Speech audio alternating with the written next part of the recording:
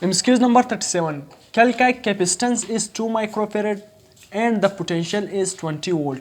The charge stored will be. Simple आपको क्या given है कि चार्ज स्टोर मतलब उस कैपेसिटर में चार्ज कितना स्टोर होगा अगर कैपेसिटेंस 2 माइक्रोफेराड और वोल्टेज आपके साथ क्या हो 20। आपने क्या फाइंड करना है कैपेसिटेंस। एक फार्मूला मैंने आपको बताया था कि Q is equal to CV। आपको पोटेंशियल भी गिवन है चार्ज भी गिवन है, आपने क्या फाइंड करना है कैपेसिटेंस C। तो कैपेसिटेंस किस तरह फाइंड करोगे, simple capacitance is equal to charge divided by voltage, सही है। तो चार्ज आपके साथ कितना गिवन है, charge divided by voltage, capacitance is equal to charge. आपने फाइंड क्या करना है, चार्ज स्टोर आपने फाइंड करना है, कैपेसिटेंस और पोटेंशियल क्या है गिवन, आपने चार्ज फाइंड करना है, सही है। कैपेसिटेंस फाइंड नहीं करना है, आपने क्या फाइंड करना है, चार्ज। कैपेसिटेंस आपके साथ कितना गिवन है 2 microfarad is equal to 2 microfarad multiply by voltage कितना गिवन है 20 वोल्ट। तो आप 20 को 2 से मल्टीप्लाई करोगे आंसर क्या आएगा 40 माइक्रो कूलम। 40 माइक्रो कूलम इसका क्या आएगा आंसर आएगा, या फिर 40 micro coulomb, 20 micro coulomb, 30 micro coulomb, 6 micro coulomb. तो ऑप्शन करेक्ट क्या होगा 40 माइक्रो कूलम। इसके बाद the capacitance will be when the length width and separation is double. Capacitance क्या होगी, कैपेसिटेंस पर क्या इफेक्ट होगा अगर हम क्या करें, लेंथ को भी डबल कर दे, विड्थ को भी डबल कर दे, सेपरेशन को भी डबल कर दे। सिंपल, डस्टर किधर गया डस्टर,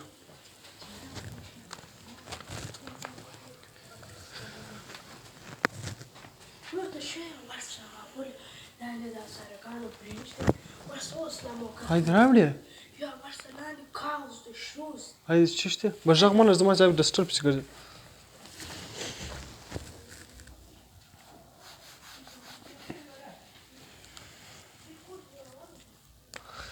आपसे क्या पूछे कि द कैपेसिटेंस अगर लेंथ को, विड्थ को और सेपरेशन को हम तीनों को डबल कर दे तब कैपेसिटेंस पर क्या इफेक्ट होगी। सिंपल, कैपेसिटेंस का formula is equal to capacitance is equal to area absolute permittivity divided by separation, जब कोई भी मीडियम ना हो, सी फ्री स्पेस में। तो यहाँ पर आपको लेंथ विड्थ, इस फार्मूले में तो आपको लेंथ विड्थ नजर नहीं आ रहा है। आपको मैंने बताया था कि एरिया किसके इक्वल है, area is equal to length multiply by width. तो सिंपल एरिया की जगह आप क्या लिखो लेंथ मल्टीप्लाई बाय विड्थ, क्योंकि एरिया किसके इक्वल है लेंथ और विड्थ। तो ये फार्मूला क्या आएगा थोड़ा सा मॉडिफाई हो जाएगा, क्या आ जाएगा कि length multiply by width, area की जगह मैंने लेंथ मल्टीप्लाई बाय विड्थ लिख लिया, absolute permittivity divided by separation. आपसे क्या पूछे कि हम लेंथ को भी डबल कर रहे हैं, विड्थ को भी डबल कर रहे हैं, सेपरेशन को भी डबल कर रहे हैं, मतलब लेंथ विड्थ और डी को तीनों को डबल कर रहे हैं तब कैपेसिटेंस क्या होगी। सिंपल आप यहाँ पर पुट कर देना, एरिया भी क्या हो रहा है डबल हो रहा है 2a, एब्सोल्यूट परमिटिविटी तो वैसे कांस्टेंट है उससे कुछ भी इफेक्ट नहीं होगा। इसी तरह एरिया, सॉरी मैं एरिया लिख रहा हूँ, कि आपके साथ लेंथ भी क्या हो रहा है डबल हो रहा है, मल्टीप्लाई बाय विड्थ भी क्या हो रहा है डबल हो रहा है, एब्सोल्यूट परमिटिविटी तो क्या है कांस्टेंट वैल्यू, वो आप उस साथ लिख देना या ना लिख देना कोई फर्क नहीं पड़ेगा, वो तो कांस्टेंट है, सही है। और डी भी क्या हो रहा है डबल, सेपरेशन भी क्या हो रहा है डबल। तो आप न्यू कैपेसिटेंस क्या होगी, सिंपल 2 के साथ क्या होगा कैंसिल, बाकी सारे वैल्यू क्या है लेंथ विड्थ, इसको आप यहाँ पर इस तरह भी लिख सकते हो कि 2 को आपने बाहर लिख दिया, length multiply by width absolute permittivity divided bye नीचे क्या है डी। तो क्या जो न्यू कैपेसिटेंस है, कैपेसिटेंस प्राइम कितना 2 गुना बढ़ गया, length multiply by width absolute permittivity divided bye D, ये किसके इक्वल था, इसके इक्वल है यानी कैपेसिटेंस। तो इसलिए न्यू कैपेसिटेंस क्या हो गया 2c, न्यू कैपेसिटेंस क्या हो गया बढ़ गया 2 गुना बढ़ गया, न्यू कैपेसिटेंस क्या हो गया डबल, न्यू कैपेसिटेंस क्या हो गया ए ऑप्शन क्या हो गया correct, new capacitance will be double. अगर आपसे आप इसके बाद 39 MCQs, the capacitance is 4 microfarad, आपको कैपेसिटेंस 4 माइक्रोफेरेड गिवन है, एंड सेपरेशन इज 2 सेंटीमीटर, आपको सेपरेशन 2 सेंटीमीटर गिवन है, the area of the plates will be. Simple आपसे क्या पूछा है कि area of the plates will be, अब आपसे एरिया पूछ रहा है, मैं इसको मिटा रहा हूँ सही, आप इसको नोट भी कर सकते हो। इसके बाद आपसे एरिया बिटवीन द प्लेट्स मांग रहे हैं, एरिया बिटवीन द प्लेट किस तरह होगा, सिंपल आपको फार्मूला पता है कि कैपेसिटेंस, अभी यही फार्मूला यूज होगा कि area absolute permittivity divided by separation. आपको गिवन क्या है, आपने फाइंड क्या करना है, एरिया फाइंड करना है, सही है। तो 2 सेंटीमीटर डिस्टेंस आपको सेपरेशन गिवन है, आपको कैपेसिटेंस गिवन है, सही है, और एब्सोल्यूट परमिटिविटी की वैल्यू तो वैसे आपको पता है वो कांस्टेंट वैल्यू। एरिया आपको कितना, एरिया आपने फाइंड करना है, सही है। एब्सोल्यूट परमिटिविटी की वैल्यू क्या है 8.85 multiply by 10⁻⁻12 divided by distance क्या है 2 सेंटीमीटर। याद रखना ये सेंटीमीटर में गिवन है, इसको आपने क्या करना है कन्वर्ट करना है, किस में कन्वर्ट करना है मीटर में। तो जब भी आप सेंटीमीटर से किस में जाते हो, मीटर में, तो आप क्या करते हो, डिवाइडेड बाय 100, डिवाइडेड बाय 100। तो जब आप 2 को क्या करोगे, 100 से डिवाइड करोगे, 2 को 100 से डिवाइड करो, सही है, जो भी आंसर आएगा। तो ये 100 आप ऊपर लो, 2 को 100 से डिवाइड करो, या सिंपल इस तरह लिखो कि 2 मल्टीप्लाई बाय 10 पावर -2, क्योंकि 100 नीचे डिवाइड हो रहा है, तो जब ऊपर आएगा तो 10 की पावर -2 हम क्या करेंगे, सिंपल लिखेंगे। तो इस तरह भी सही, या 2 को 100 से डिवाइड करो, जो आंसर आ गया यहाँ पर लिख देना, सही है। फाइंड अप, और कैपेसिटेंस कितना गिवन है आपके साथ, कैपेसिटेंस आपको गिवन है इसी तरह, यहाँ पर मैं लिख रहा हूँ, ये फार्मूला क्या है, ये फार्मूला है, और साथ में इज इक्वल टू कैपेसिटेंस आपको कितना गिवन है, कैपेसिटेंस आपको गिवन है 4 माइक्रोफेरेड, 4 माइक्रोफेरेड, सही है, 4 माइक्रोफेरेड। अब मैं क्या कर रहा हूँ, मैं इस एमसीक्यूज को मिटा रहा हूँ, एमसीक्यूज नंबर 37 को, सही, अगर आपने इसको नोट किया तो नोट कर सकते हो, एमसीक्यूज नंबर 37 को मैं क्या कर रहा हूँ, मिटा रहा हूँ।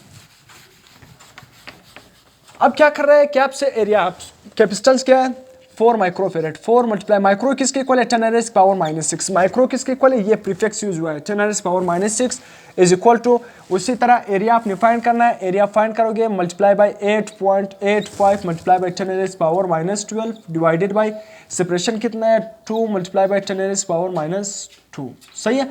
तो ये 2 1s are 2, almost 2 1s are 2, ये क्या आ जाएगा, 2 1s are 2 और 2 2s are 4, 2 2, ये यहाँ तक आ गया, सही है। और अभी आपको क्या नजर आ रहा है कि, सही है, कि ये -2 क्या हो जाएगा, ऊपर जाएगा, तो क्या बन जाएगा, एरिया मल्टीप्लाई बाय 8.85 आप लिखो, मल्टीप्लाई बाय, ये 2 ऊपर जाएगा प्लस हो जाएगा, तो 10 पावर -12, और ये जब ऊपर जाएगा तो प्लस हो जाएगा, 10 पावर -12 प्लस 2, तो ये क्या बन जाएगा, जब आप +2 से माइनस करोगे तो सिंपल क्या आ जाएगा, -10, सही है। यहाँ तक आपको समझ आ गया। नीचे क्या है, 2 मल्टीप्लाई बाय 10 पावर -6, सही है। अब अपने एरिया फाइंड करना है, तो अगर आपने एरिया फाइंड करना है तो ये वैल्यू नीचे यहाँ पर क्या हो जाएगी, divide, 2 multiply by 10 power -6 divided by 8.85 multiply by 10 power -10, सही है। अब अपने एरिया फाइंड करना है कि 2 1s are 2, 2 4s are 8, almost 4 आएगा, सही है, 2 1s are 2, 2 4s are 8, सही है।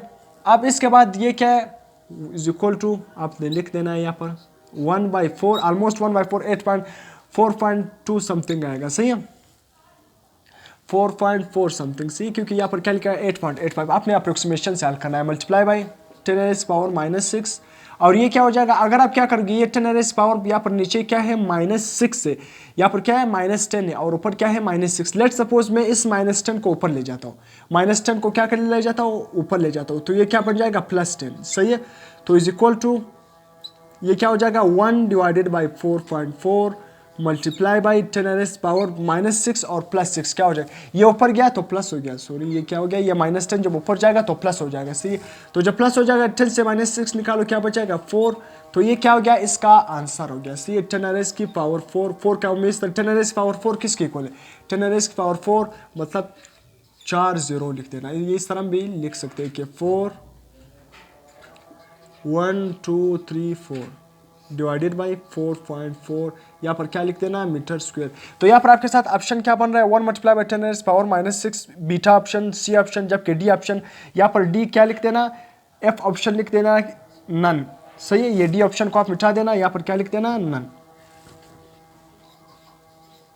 तो इसका करेक्ट ऑप्शन क्या होगा, नन, क्योंकि आंसर ये आ रहे हैं इस पूरे ऑप्शन में मौजूद नहीं है, तो इसका ऑप्शन क्या होगा, नन। समझ आ गया। आपने सिंपल क्या कर देना है, आपने एरिया फाइंड करना है। एब्सोल्यूट परमिटिविटी की वैल्यू क्या है, 8.85 10 पावर -12, और डिस्टेंस आपके साथ कितना की वन है, 2 मीटर, तो डिस्टेंस 2 मीटर, 2 सेंटीमीटर, तो अगर आपने मीटर में चेंज करना है तो 2 मल्टीप्लाई बाई 10 पावर -2, और कैपेसिटेंस कितना की वन है, 4 माइक्रोफेरेड। तो इसी तरह 4 microfarad area is equal, area multiply by 8.85 10 power -12 divided by 2 multiply by 10 power -2। ये 10 पावर -2 ऊपर जाएगा तो प्लस में हो जाएगा, जब प्लस में हो जाएगा ना तो -12 से माइनस हो जाएगा, तो सिंपल क्या बचेगा, 10 की power -10। Area multiply by 8.85 10 power -10 is equal to, इस साइड पे क्या हो जाएगा, 2 1s are 2 और 2 4, 2 2s are 4, सही है, 2 1s are 2, 2 2s are 4, तो इस साइड पे क्या बच गया, 2 मल्टीप्लाई बाई 10 पावर -6, सही है, इज इक्वल टू, एरिया आपने फाइंड करना है, तो ये पूरा वैल्यू नीचे क्या हो जाएगा, डिवाइड हो जाएगा।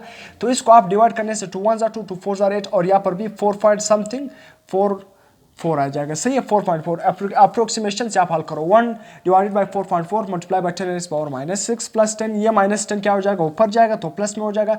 -6 प्लस 10 क्या हो जाएगा, 10 पावर 4, सही है। तो 1000 डिवाइडेड बाई 4.4 मीटर स्क्वायर। आप क्या मालूम कर रहे हो, एरिया। तो इसलिए इस पूरे में से ऑप्शन मौजूद नहीं है, तो ऑप्शन मैंने नन लिख दिया, सही है। इसका ऑप्शन क्या है, नन। इसके बाद एमसीक्यूज नंबर 39 हो गया। इसके बाद ये एमसीक्यूज नंबर क्या है, 40। ये एमसीक्यूज नंबर 40 है, मैंने सीक्वेंस का। ये एमसीक्यूज नंबर क्या है, 40, ये वाला। आपसे क्या गिवन है कि is maximum 8, electric field intensity किस पॉइंट पर मैक्सिमम होगी। यहाँ पर आपको डायग्राम गिवन है, सही। ऑप्शन यहाँ पर OCDS कितने पॉइंट गिवन है, एक ये पॉइंट O पॉइंट गिवन है और एक ये C पॉइंट गिवन है। इसी तरह ये D पॉइंट और इसी तरह ये इस पॉइंट, कि किस पॉइंट पर इलेक्ट्रिक इंटेंसिटी मैक्सिमम होगी। सही, आपने गौर करना है कि A option, B option, C option. A option में क्या लिखा हुआ है कि तमाम पॉइंट OCDS तमाम पॉइंट पर इलेक्ट्रिक इंटेंसिटी क्या रहेगी, सेम रहेगी, ठीक है। बी ऑप्शन में क्या लिखा है कि O पर ज्यादा होगी फिर एज कम्पेयर टू C, और C पर ज्यादा होगी एज कम्पेयर टू D पर ज्यादा होगी एज कम्पेयर टू S, सही है। सी ऑप्शन, ये बी ऑप्शन में लिखा था। सी ऑप्शन में क्या लिखा है कि O पर कम होगी, फिर C पर कम होगी, फिर D पर कम होगी, फिर S पर कम होगी। जबकि डी ऑप्शन में क्या लिखा हुआ है, डी ऑप्शन में ये लिखा है कि O electric intensity at O और C इन दोनों पर सेम है, मगर ये ग्रेटर होगी as compare to electric intensity at S point, वो ज्यादा होगी electric intensity at O point. अब आपको सिंपल नजर आ रहा है, आपने इतने जंजाल में जाना नहीं। अगर आपको कंसेप्ट क्लियर था, आपने ये लेक्चर देखा था। मैंने लेक्चर में क्या बताया कि जब uniform electric intensity between oppositely charge parallel plate, उन दो चार्ज पैरेलल प्लेट के दरमियान इलेक्ट्रिक इंटेंसिटी क्या रहती है, कांस्टेंट रहती है। क्यों? क्योंकि आपको नजर भी आ रही है ये इक्वी डिस्टेंस है, इन सब इलेक्ट्रिक फील्ड लाइन के दरमियान क्या है, सेम डिस्टेंस, क्या है, सेम। इलेक्ट्रिक इंटेंसिटी क्या है, यूनिफॉर्म, और सब क्या है, इलेक्ट्रिक इंटेंसिटी जो इलेक्ट्रिक फील्ड लाइंस है ना, उन सब लाइंस के दरमियान क्या है, डिस्टेंस सेम है, इक्वी डिस्टेंस है। जब इक्वी डिस्टेंस होगा तो इलेक्ट्रिक इंटेंसिटी हर पॉइंट पर क्या होगा, सेम होगा। O पॉइंट पर भी, C पॉइंट पर भी, D पॉइंट पर भी, सब पॉइंट पर इलेक्ट्रिक इंटेंसिटी क्या होगी, सेम होगी, क्योंकि ये यूनिफॉर्म इलेक्ट्रिक फील्ड लाइंस है। ये क्या होगा, एमसीक्यू नंबर 41। एमसीक्यू नंबर 41, ये एमसीक्यू नंबर 42। एमसीक्यू नंबर 41 में क्या लिखा है, 2 plates are separated by 2 centimetre, 2 plate उसको 2 सेंटीमीटर से अलग किया गया है, and potential is 30 volt, then electric field will be. आपसे सिंपल इलेक्ट्रिक फील्ड पूछा गया है। इलेक्ट्रिक फील्ड पूछा गया, फिर से मैं इसको यहां पर हल करूंगा। सही, चलो इसको मैं मिटा रहा हूं, यहां पर जगह मौजूद थी उसको मैं मिटा रहा हूं, यहां पर इसको क्या करूंगा, हल करूंगा। आपसे क्या पूछा हुआ है कि 2 प्लेट्स, उसका जो डिस्टेंस है वो 2 सेंटीमीटर है और पोटेंशियल 30 वोल्ट है, then electric field will be. आप सिंपल इलेक्ट्रिक फील्ड के 3-4 फार्मूले हैं, उसको आप याद करो। अब यहाँ पर आप कौन सा इलेक्ट्रिक फील्ड का फार्मूला यूज करोगे, जिसमें डिस्टेंस और पोटेंशियल मौजूद हो। तो यहाँ पर हम कौन सा फार्मूला यूज करेंगे, electric field is equal to potential divided by R. ये वाला फार्मूला हम क्या करेंगे, यूज करेंगे। सिंपल अपने रिलेशन याद करना है।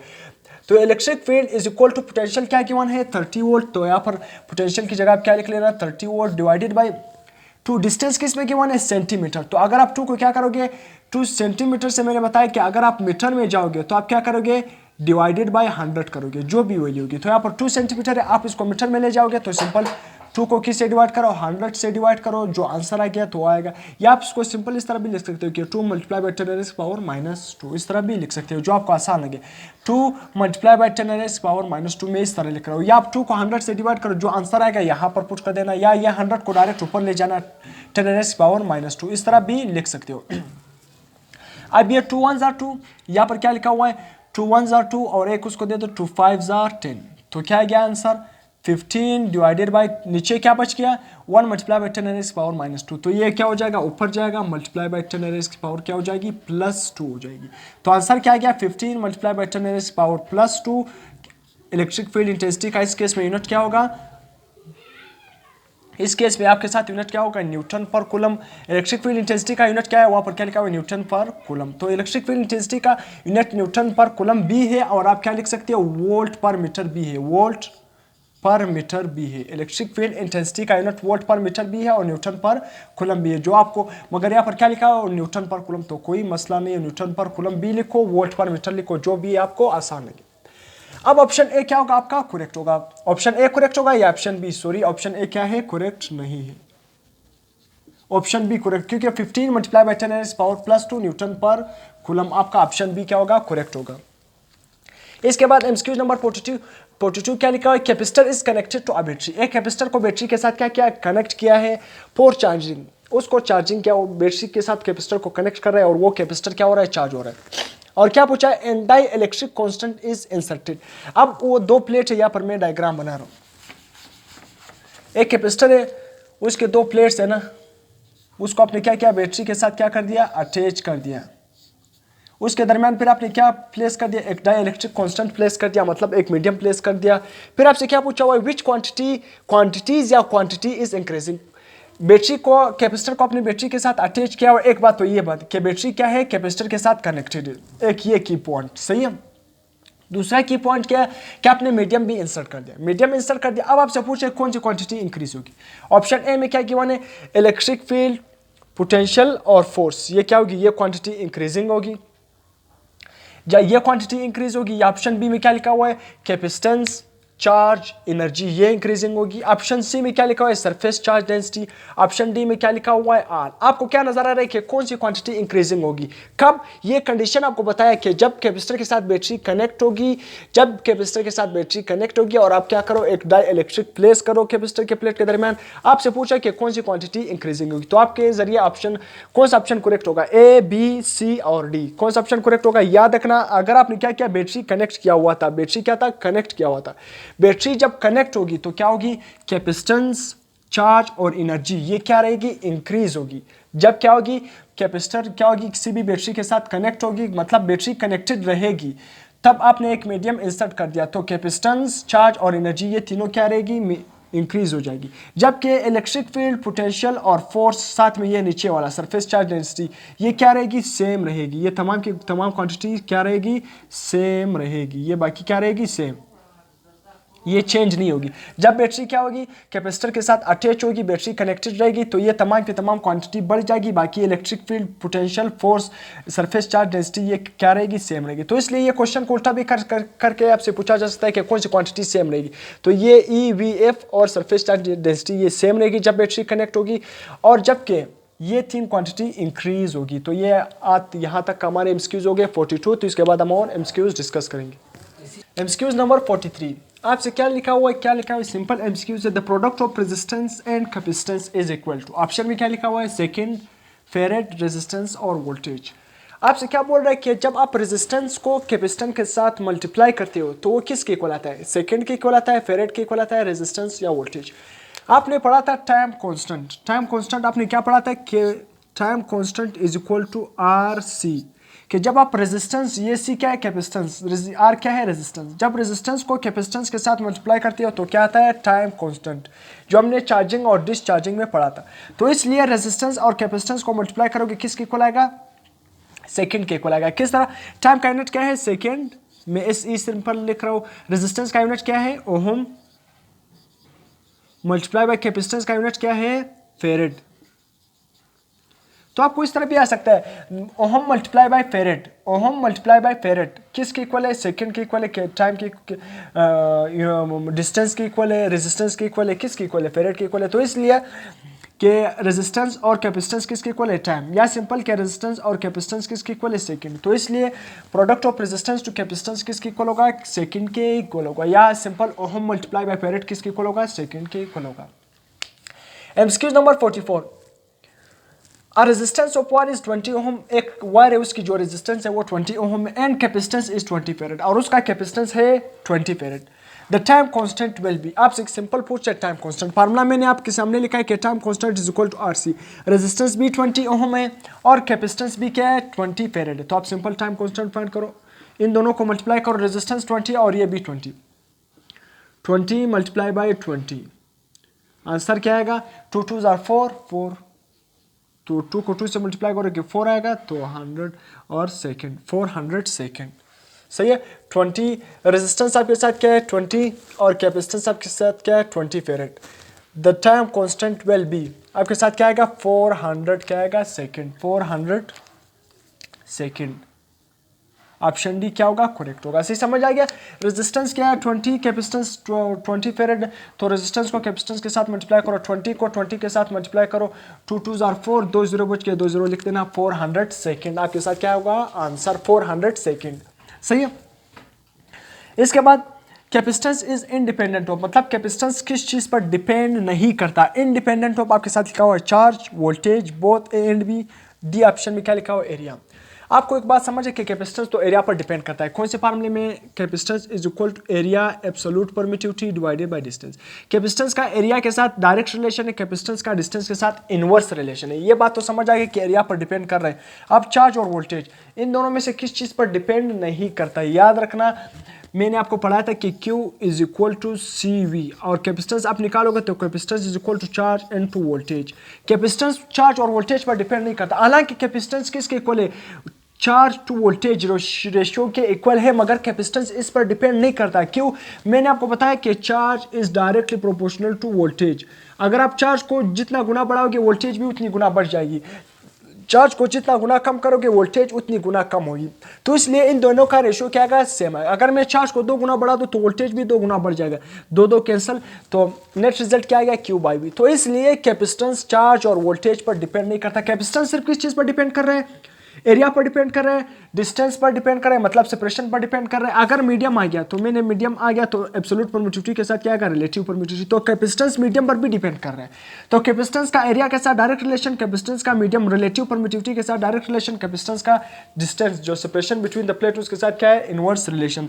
तो यहाँ पर capacitance independent of both A and B, voltage और चार्ज पर क्या है, डिपेंड नहीं कर रहे हैं। MCQ number 46, electric field is maximum at, किस पॉइंट पर इलेक्ट्रिक फील्ड मैक्सिमम होगा। ये क्या है, पॉइंट ए, ये पॉइंट ए है और ये पॉइंट बी है और ये पॉइंट सी है। किस पॉइंट पर मैक्सिमम होगा, ऑप्शन ए पर सबसे ज्यादा है, फिर बी पर ज्यादा है, फिर सी पर ज्यादा है। ऑप्शन बी में क्या लिखा हुआ है, ए पर कम है, बी पर ज्यादा है, फिर बी पर कम है as compare to C. Option A में क्या है, ए पर, ऑप्शन सी में क्या है, ए बी तीनों पर क्या होंगे, इक्वल। ऑप्शन डी में क्या लिखा हुआ है, ए पर जो इलेक्ट्रिक फील्ड इंटेंसिटी वो लेस्ट है एज कम्पेयर टू बी, जबकि बी पर ज्यादा है एज कम्पेयर टू सी। अब ये आइसोलेटेड पॉजिटिव और नेगेटिव चार्ज की वजह से, याद रखना इलेक्ट्रिक फील्ड यूनिफॉर्म कब होगी, अपोजिट डिस्चार्ज पैरेलल प्लेट के दरमियान इलेक्ट्रिक फील्ड हर पॉइंट पर सेम होगी। मगर यहाँ पर ये पॉजिटिव चार्ज या नेगेटिव चार्ज की वजह से जिस तरह आप चार्ज से दूर जाते जाओगे तो आपको नजर भी आ रहा है डिस्टेंस क्या बढ़ रहा है, डिस्टेंस क्या बढ़ रहा है। चार्ज से दूर जाते जाओगे डिस्टेंस बढ़ रहा है, इलेक्ट्रिक फील्ड लाइन एक दूसरे से दूर होती जा रही है। तो इसलिए जितने आप चार्ज के करीब होगे इलेक्ट्रिक फील्ड इंटेंसिटी उतनी क्या होगी, स्ट्रॉन्ग होगी। चार्ज के करीब होंगे मतलब closer to the charge stronger will be the electric field line. अब मतलब moving away from the charge electric field line will be weaker. आप जितनी चार्ज से दूर जाते जाओगे इलेक्ट्रिक फील्ड लाइन क्या होती जाएगी, वीक होती जाएगी, क्योंकि आपको नजर भी यार इलेक्ट्रिक फील्ड यूनिफॉर्म नहीं है। जिस तरह आप चार्ज से दूर जा रहे हो तो डिस्टेंस इनके दरमियान बढ़ रहा है, जब डिस्टेंस बढ़ेगा तो इलेक्ट्रिक फील्ड क्या होती जाएगी, वीकर। तो इसलिए ए पॉइंट पर सबसे ज्यादा होगा एज कम्पेयर टू, फिर बी पर सबसे ज्यादा होगा, फिर सी, क्योंकि इलेक्ट्रिक चार्ज के जितने करीब होंगे इलेक्ट्रिक फील्ड लाइन उतनी क्या है, क्लोजर है, तो वहाँ पर इलेक्ट्रिक इंटेंसिटी भी क्या है, ज्यादा है। चार्ज से दूर होते जाओगे इलेक्ट्रिक फील्ड लाइन क्या होती जाएगी, वीकर होती जाएगी। तो सबसे ज्यादा किस पर होगा, ए पर, फिर बी पर, फिर सी पर। इलेक्ट्रिक फील्ड इंटेंसिटी ए पर सबसे ज्यादा, फिर बी पर, फिर सी पर। MCQ number 47, find the ratio of capacitance, capacitance A to capacitance B, इन दोनों का अपने रेशियो फाइंड करना है। किस तरह फाइंड करना है, अब Q और V डस्टर किधर गया, Q और V का आपने क्या फाइंड करना है, रेशियो फाइंड करना है। किस तरह आप रेशियो फाइंड करोगे, सिंपल। अब इसका जो मैं इसको मिटा रहा हूं,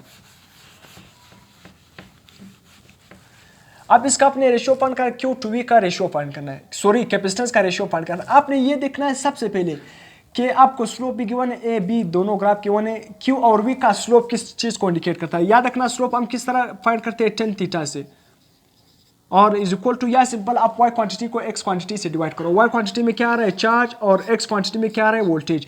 तो चार्ज इनटू वोल्टेज ये किसके इक्वल है, कैपेसिटेंस के इक्वल है। यानी एक बात तो एक एमसीक्यूज और आपका क्लियर हो गया कि चार्ज इनटू वोल्टेज का जो स्लोप है वो किस चीज को रिप्रेजेंट कर रहा है, वो कैपेसिटेंस को रिप्रेजेंट कर रहा है। ये भी आपने याद रखना है। मगर आप पर दो स्लोप ए और बी, इसका अपने रेशियो फाइंड करना है, इन दोनों के कैपेसिटेंस का रेशियो फाइंड करना है। सिंपल बहुत ही सिंपल। स्लोप आपने किस तरह फाइंड करना है, slope is equal to tan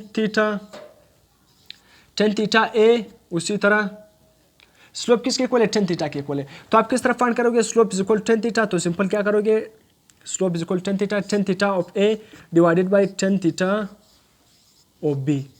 सही है, तो यहाँ पर आप सिंपल वैल्यू पुट कर देना। सही है, स्लोप किसके इक्वल है, tan थीटा के इक्वल है। यहाँ पर आप स्लोप लिखने की जरूरत है ही नहीं। तो सिंपल आप क्या करो, कैपेसिटेंस का ratio, capacitance A to capacitance B is equal to tan theta A divided by tan theta B, क्योंकि स्लोप किसके इक्वल है, टेन थीटा। जिधर भी स्लोप का क्वेश्चन आ जाए ना, इस तरह ग्राफ आपको गिवन होना, तो आपने सिंपल स्लोप को टेन थीटा से ही फाइंड करना है। तो टेन थीटा ए, यहाँ पर क्या है, जो ए है उसका एंगल क्या है, हम हमेशा एंगल एक्स एक्सिस से लेते हैं, याद रखना एंगल हमेशा एक्स एक्सिस से लेते हैं। तो ए का एंगल एक्स से क्या हो गया, यहाँ तक क्या है 60 डिग्री। तो 10, यहाँ पर आप लिख देना 10 थीटा की जगह क्या है 60 डिग्री डिवाइडेड बाय नीचे 10। इसी तरह जो बी है स्लोप बी, उसका एंगल क्या है 30, एक्स से क्या है 30, एक्स एक्सिस से क्या है 30 डिग्री। तो सिंपल 10 60 किसके इक्वल होता है, √3। इसी तरह 10 30 किसके इक्वल होता है, 1 डिवाइडेड बाय √3। सही है, ये √3 ऊपर जाएगा क्या हो जाएगा मल्टीप्लाई, यहाँ पर नीचे डिवाइड हो जाएगा तो ऊपर जाकर क्या हो जाएगा √3 मल्टीप्लाई बाय √3। नीचे क्या है 1 लिखने की जरूरत है, लिखो या नहीं लिखो। तो √3 के साथ मल्टीप्लाई हो जाएगा, इसका स्क्वायर हो जाएगा। तो √3 का स्क्वायर, नीचे 1 लिखो या ना लिखो कुछ फर्क नहीं पड़ेगा। तो इसलिए क्या बन जाएगा, ये अंडर और स्क्वायर कैंसिल हो जाएगा। तो 3 नीचे 1 है, आप इसको इस तरह भी लिख सकते हो 3:1। ये क्या है गया आपके साथ आंसर आ गया 3:1। सही है, स्लोप का आपने क्वेश्चन इस तरह फाइंड करने हैं। तो आंसर क्या बन जाएगा 3:1। इन दोनों कैपेसिटेंस का रेशो क्या गया 3:1। इसके बाद MCQs number 48। A capacitor is fully charge, एक कैपेसिटर फुली चार्ज है। अब यहाँ पर वर्डिंग पर गौर करना है कि कैपेसिटर क्या है, फुली चार्ज है। सही है, capacitor is fully charge and resistance and its resistance is 1 ओम, और उसका रेजिस्टेंस 1 ओम है। एंड इट कैपेसिटेंस, और उसका कैपेसिटेंस क्या है 4 farad. Time constant will be, अब आपको पता है कि टाइम कांस्टेंट किसके इक्वल है RC। सही है, आपने सिंपल क्या मालूम करना है, टाइम कांस्टेंट रेजिस्टेंस क्या गिवन है 1 ओम और कैपेसिटेंस क्या गिवन है 4 फैराड। तो आप क्या करोगे, सिंपल 1 को 4 से मल्टीप्लाई करोगे तो क्या आएगा 4 सेकंड। ये 4 सेकंड यहाँ पर गिवन भी है, ऑप्शन में गिवन भी है। तो आप क्या करोगे, ऑप्शन ए को टिक करोगे। मगर ये क्या है, ऑप्शन ए क्या है गलत, आपने क्या किया गलत टिक किया। क्यों, आपने वर्डिंग पर गौर नहीं किया। यहाँ पर क्या लिखा हुआ है, कैपेसिटर इज फुली चार्ज। और मैंने आपको बताया कि एक कैपेसिटर को फुली चार्ज होने के लिए इनफाइनाइट टाइम क्या है रिक्वायर्ड है। मगर हम क्या करते हैं, कंसीडर करते हैं कि कैपेसिटर फुली चार्ज होने के लिए मतलब जब हम कहते हैं कि कैपेसिटर फुली चार्ज है तो उस टाइम में 5 RC गुजर होते हैं, मतलब 5 जब कैपेसिटर 99.2% क्या होता है चार्ज होता है। ये मैंने लेक्चर में भी बताया कैपेसिटर का। तब कैपेसिटर 99.2% क्या होता है चार्ज होता है। तो इसलिए यहाँ पर लिखा हुआ है fully charge. Fully charge 100% charge होने के लिए इनफाइनाइट चार्ज रिक्वायर्ड होता है। मगर हम कंसीडर करते हैं जब 99% उस पर चार्ज स्टोर होता है तो हम कहते हैं कि वो फुली चार्ज हो गया। तो इसलिए फुली चार्ज होने के लिए कैपेसिटेंस को 5 RC जरूरत है, 5 टाइम कांस्टेंट क्या है जरूरत है। तो यहाँ पर क्या लिखा हुआ है, कैपेसिटर इज फुली चार्ज। तो मतलब यहाँ पर 5 टाइम कांस्टेंट गुजर चुके हैं। तो आप क्या करोगे, इसको क्या करोगे मॉडिफाई करके लिखोगे कि टाइम कांस्टेंट क्या है, कैपेसिटर फुली चार्ज है। तो यहाँ पर क्या करोगे 5 RC गुजर चुके, 5 मल्टीप्लाई बाय RC, क्योंकि फुली चार्ज है। फुली चार्ज होने के लिए कैपेसिटर के लिए कितने टाइम कांस्टेंट की जरूरत है, 5 टाइम कांस्टेंट, 5 RC की जरूरत है। तो इसलिए आप resistance into capacitance time constant के साथ क्या मल्टीप्लाई करोगे 5। तो इसलिए अब आंसर क्या आएगा कि 5 मल्टीप्लाई बाय रेजिस्टेंस क्या है 1 ओम मल्टीप्लाई बाय कैपेसिटेंस क्या है 4। तो अब जो आंसर आएगा वो 4 5 20। अब आंसर आ गया 20 सेकेंड। आपका करेक्ट आंसर क्या है 20 सेकेंड। 20 सेकेंड आपका बीटा ऑप्शन हो गया। सही, या अगर फुली चार्ज की जगह क्या लिखा हुआ था, जिस तरह बलुचिस्तान बुक में लिखा हुआ है कि इक्विलिब्रियम चार्ज, जब कैपेसिटर क्या हो इक्विलिब्रियम चार्ज पर आ जाए। इक्विलिब्रियम चार्ज का मतलब ये है कि उस कैपेसिटर में फुली चार्ज स्टोर हो जाए, फुली चार्ज स्टोर हो जाए। सही है, या अगर मैं इसी एमसीक्यूज को थोड़ा चेंज कर दूं, a capacitor is fully discharge, fully discharge. तो इसी तरह कैपेसिटर को फुली डिस्चार्ज होने के लिए मतलब उससे सारा जो चार्ज डिस्चार्ज होने के लिए हुआ उसको भी कितनी टाइम कांस्टेंट की जरूरत है 5 RC की जरूरत है। अगर यहाँ पर लिखा होता है कि capacitor is fully discharge and it resistance 1 ohm, capacitance 4 farad, the time constant will be, तब भी यही आंसर आना था।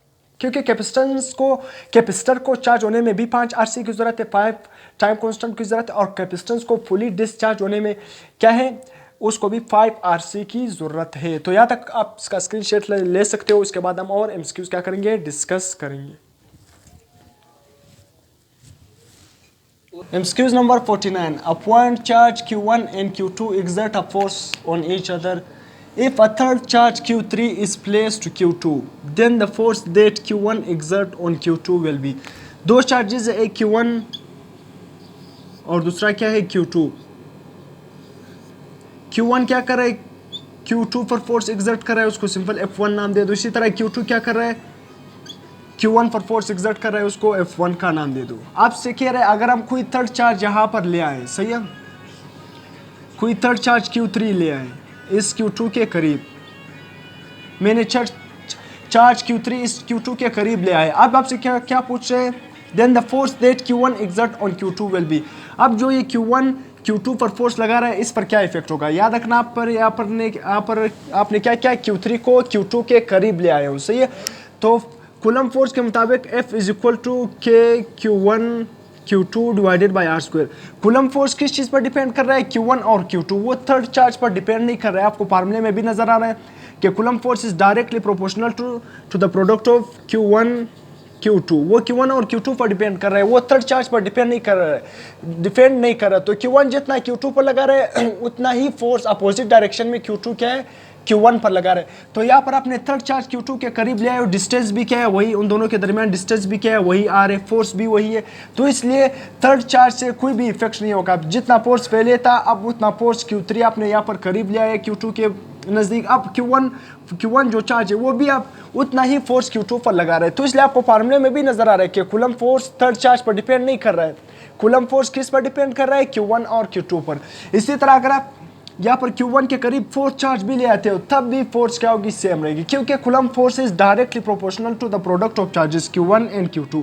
बेशक यहाँ पर आपने Q3 Q2 के करीब ले आए हो, मगर याद रखना फोर्स जो एक दूसरे पर ये एग्जर्ट कर रहे हैं उस पर कोई भी इफेक्ट नहीं होगा, क्योंकि डिस्टेंस भी वही सेम है।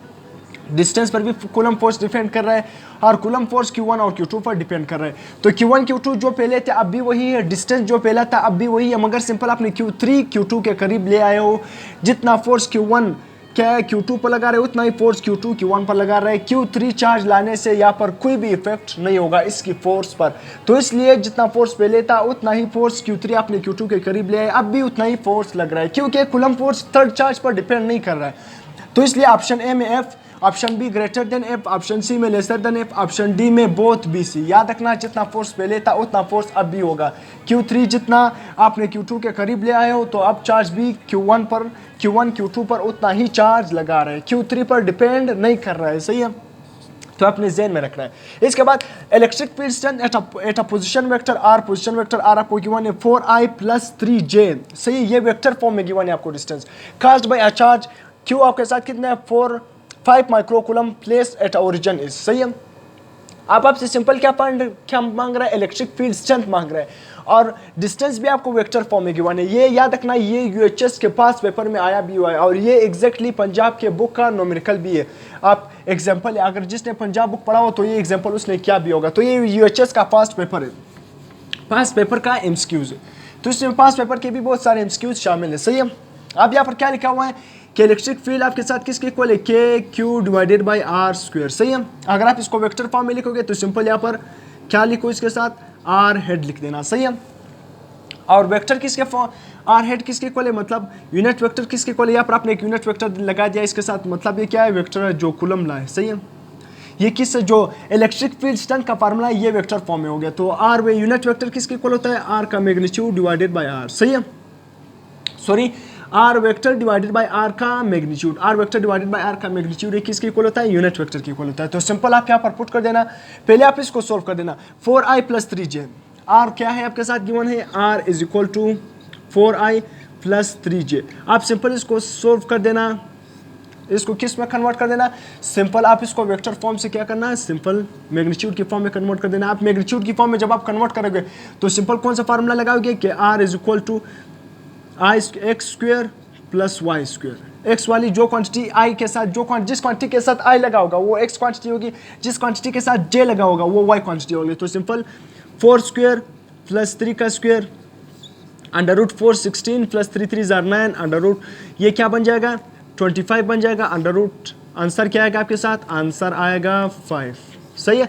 तो √25 क्या आएगा 5। तो ये आपने मैग्नीट्यूड सॉल्व कर दिया। तो यहाँ पर मैं डायरेक्ट लिख लेता हूँ कि मैग्नीट्यूड क्या आ गया 4I + 3J का 5 मीटर, सही ये आ गया। अब आपने सिंपल इस फार्मूले में पुट कर देना है कि electric field strength is equal to, सही है, के आपको पता है कि के की वैल्यू कितने 9 × 10⁻⁹ मल्टीप्लाई बाय चार्ज आपको कितना गिवन है, charge 5 microcoulomb 5 multiply by 10⁻⁻⁶ divided by R आपको क्या था, मैंने अभी सोल्व कर दिया, आपके वेक्टर फॉर्म में गिवन था, मैंने उसको स्केलर फॉर्म में कन्वर्ट कर दिया 5, तो 5 का square multiply by unit vector, मैंने क्या बताया यूनिट वेक्टर किसके इक्वल है, आर का आर वेक्टर मतलब उसी यूनिट वेक्टर का मतलब वेक्टर फॉर्म डिवाइडेड बाई उसका मैग्नीट्यूड, सही है। तो यहाँ पर मैं लिख रहा हूँ, इसको अभी मैं मिटा रहा हूँ, सही है।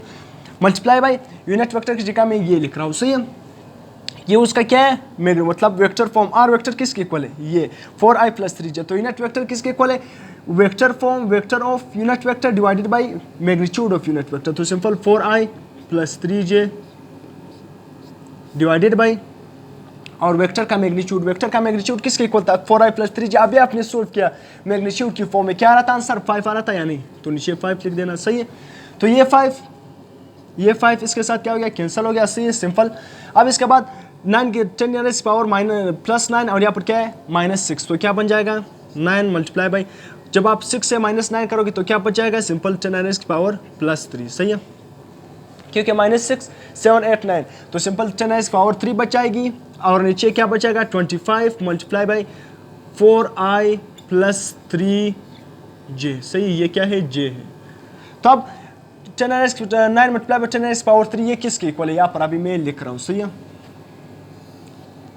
ये किसके इक्वल है, ये 9000, सही है, 9000 divided by 25 multiply by 4i + क्या है 3j, जगह का मैं तो इसलिए मैं इस तरह लिख रहा हूँ। 25 को जब आप 9000 से डिवाइड करोगे तो क्या आएगा 360, 4i + 3j, सही है। उसी तरह आप सिंपल 360 को 4 से मल्टीप्लाई करो और 360 को j से मल्टीप्लाई करो, 360 को जब आप 4 से मल्टीप्लाई करोगे तो 14 क्या आएगा 40i प्लस 360 को 3 से मल्टीप्लाई करोगे तो क्या आएगा आपके साथ आंसर में यहाँ पर मौजूद है 1080 आएगा, सही है, 1080 j। और यूनिट क्या होगा इसके साथ, यूनिट क्या है, यहाँ पर आपको नजर आ रहा है वोल्ट पर मीटर, न्यूटन पर मीटर, यहाँ पर दो ऑप्शन आ रहे हैं, सही, 1440 1080, यहाँ पर भी 1440 से 1080, मतलब आपके छोटे छोटे मिस्टेक से आपके एमसीक्यूज गलत हो सकते हैं, तो आपने गौर करना है कि न्यूटन इलेक्ट्रिक फील्ड का यूनिट क्या है, तो यहाँ पर क्या आएगा, या तो इस इलेक्ट्रिक आंसर तो यही है, अब इसके साथ यूनिट क्या आएगा, या तो इसके साथ न्यूटन क्या आएगा, न्यूटन पर कूलम आएगा, या तो इसके साथ क्या आएगा वोल्ट पर मीटर आएगा, ये दोनों क्या इलेक्ट्रिक फील्ड के SI unit, electric field strength के एसआई यूनिट। तो आप गौर करो क्या पर, यहाँ पर वोल्ट पर मीटर लिखा हुआ है, तो ऑप्शन ए क्या होगा, करेक्ट होगा। यहाँ पर न्यूटन पर मीटर इसका यूनिट है ही नहीं, तो करेक्ट ऑप्शन क्या होगा इसका, वोल्ट पर मीटर, ये क्या आएगा 1440 और 1080, ये क्या होगा इसका आंसर होगा। तो तमाम तरह आप इस तरह वेक्टर फॉर्म में भी आप एमसीक्यूज आ सकते हैं, तो सिंपल आपने पहले उस वेक्टर फॉर्म को मैग्नीट्यूड में कन्वर्ट कर देना है, मैग्नीट्यूड में कन्वर्ट कर देगा और फिर आप उसको वेक्टर, जब यहाँ पर आपने यूनिट वेक्टर लिख लिया, यूनिट वेक्टर किसके इक्वल होता है, आर वेक्टर, उसका उसी यूनिट वेक्टर का वेक्टर फॉर्म और नीचे मैग्नीट्यूड की फॉर्म में लिख देना, इस तरह जिस तरह यहाँ पर मैंने लिखा है, फिर आप सिंपल सोल्व कर देना, आंसर आपके साथ आएगा। तो बहुत मुश्किल एमसीक्यूज नहीं, आपने इस तरह सोल्व कर देना है, सही है, इसका ऑप्शन ए करेक्ट होगा, सही है।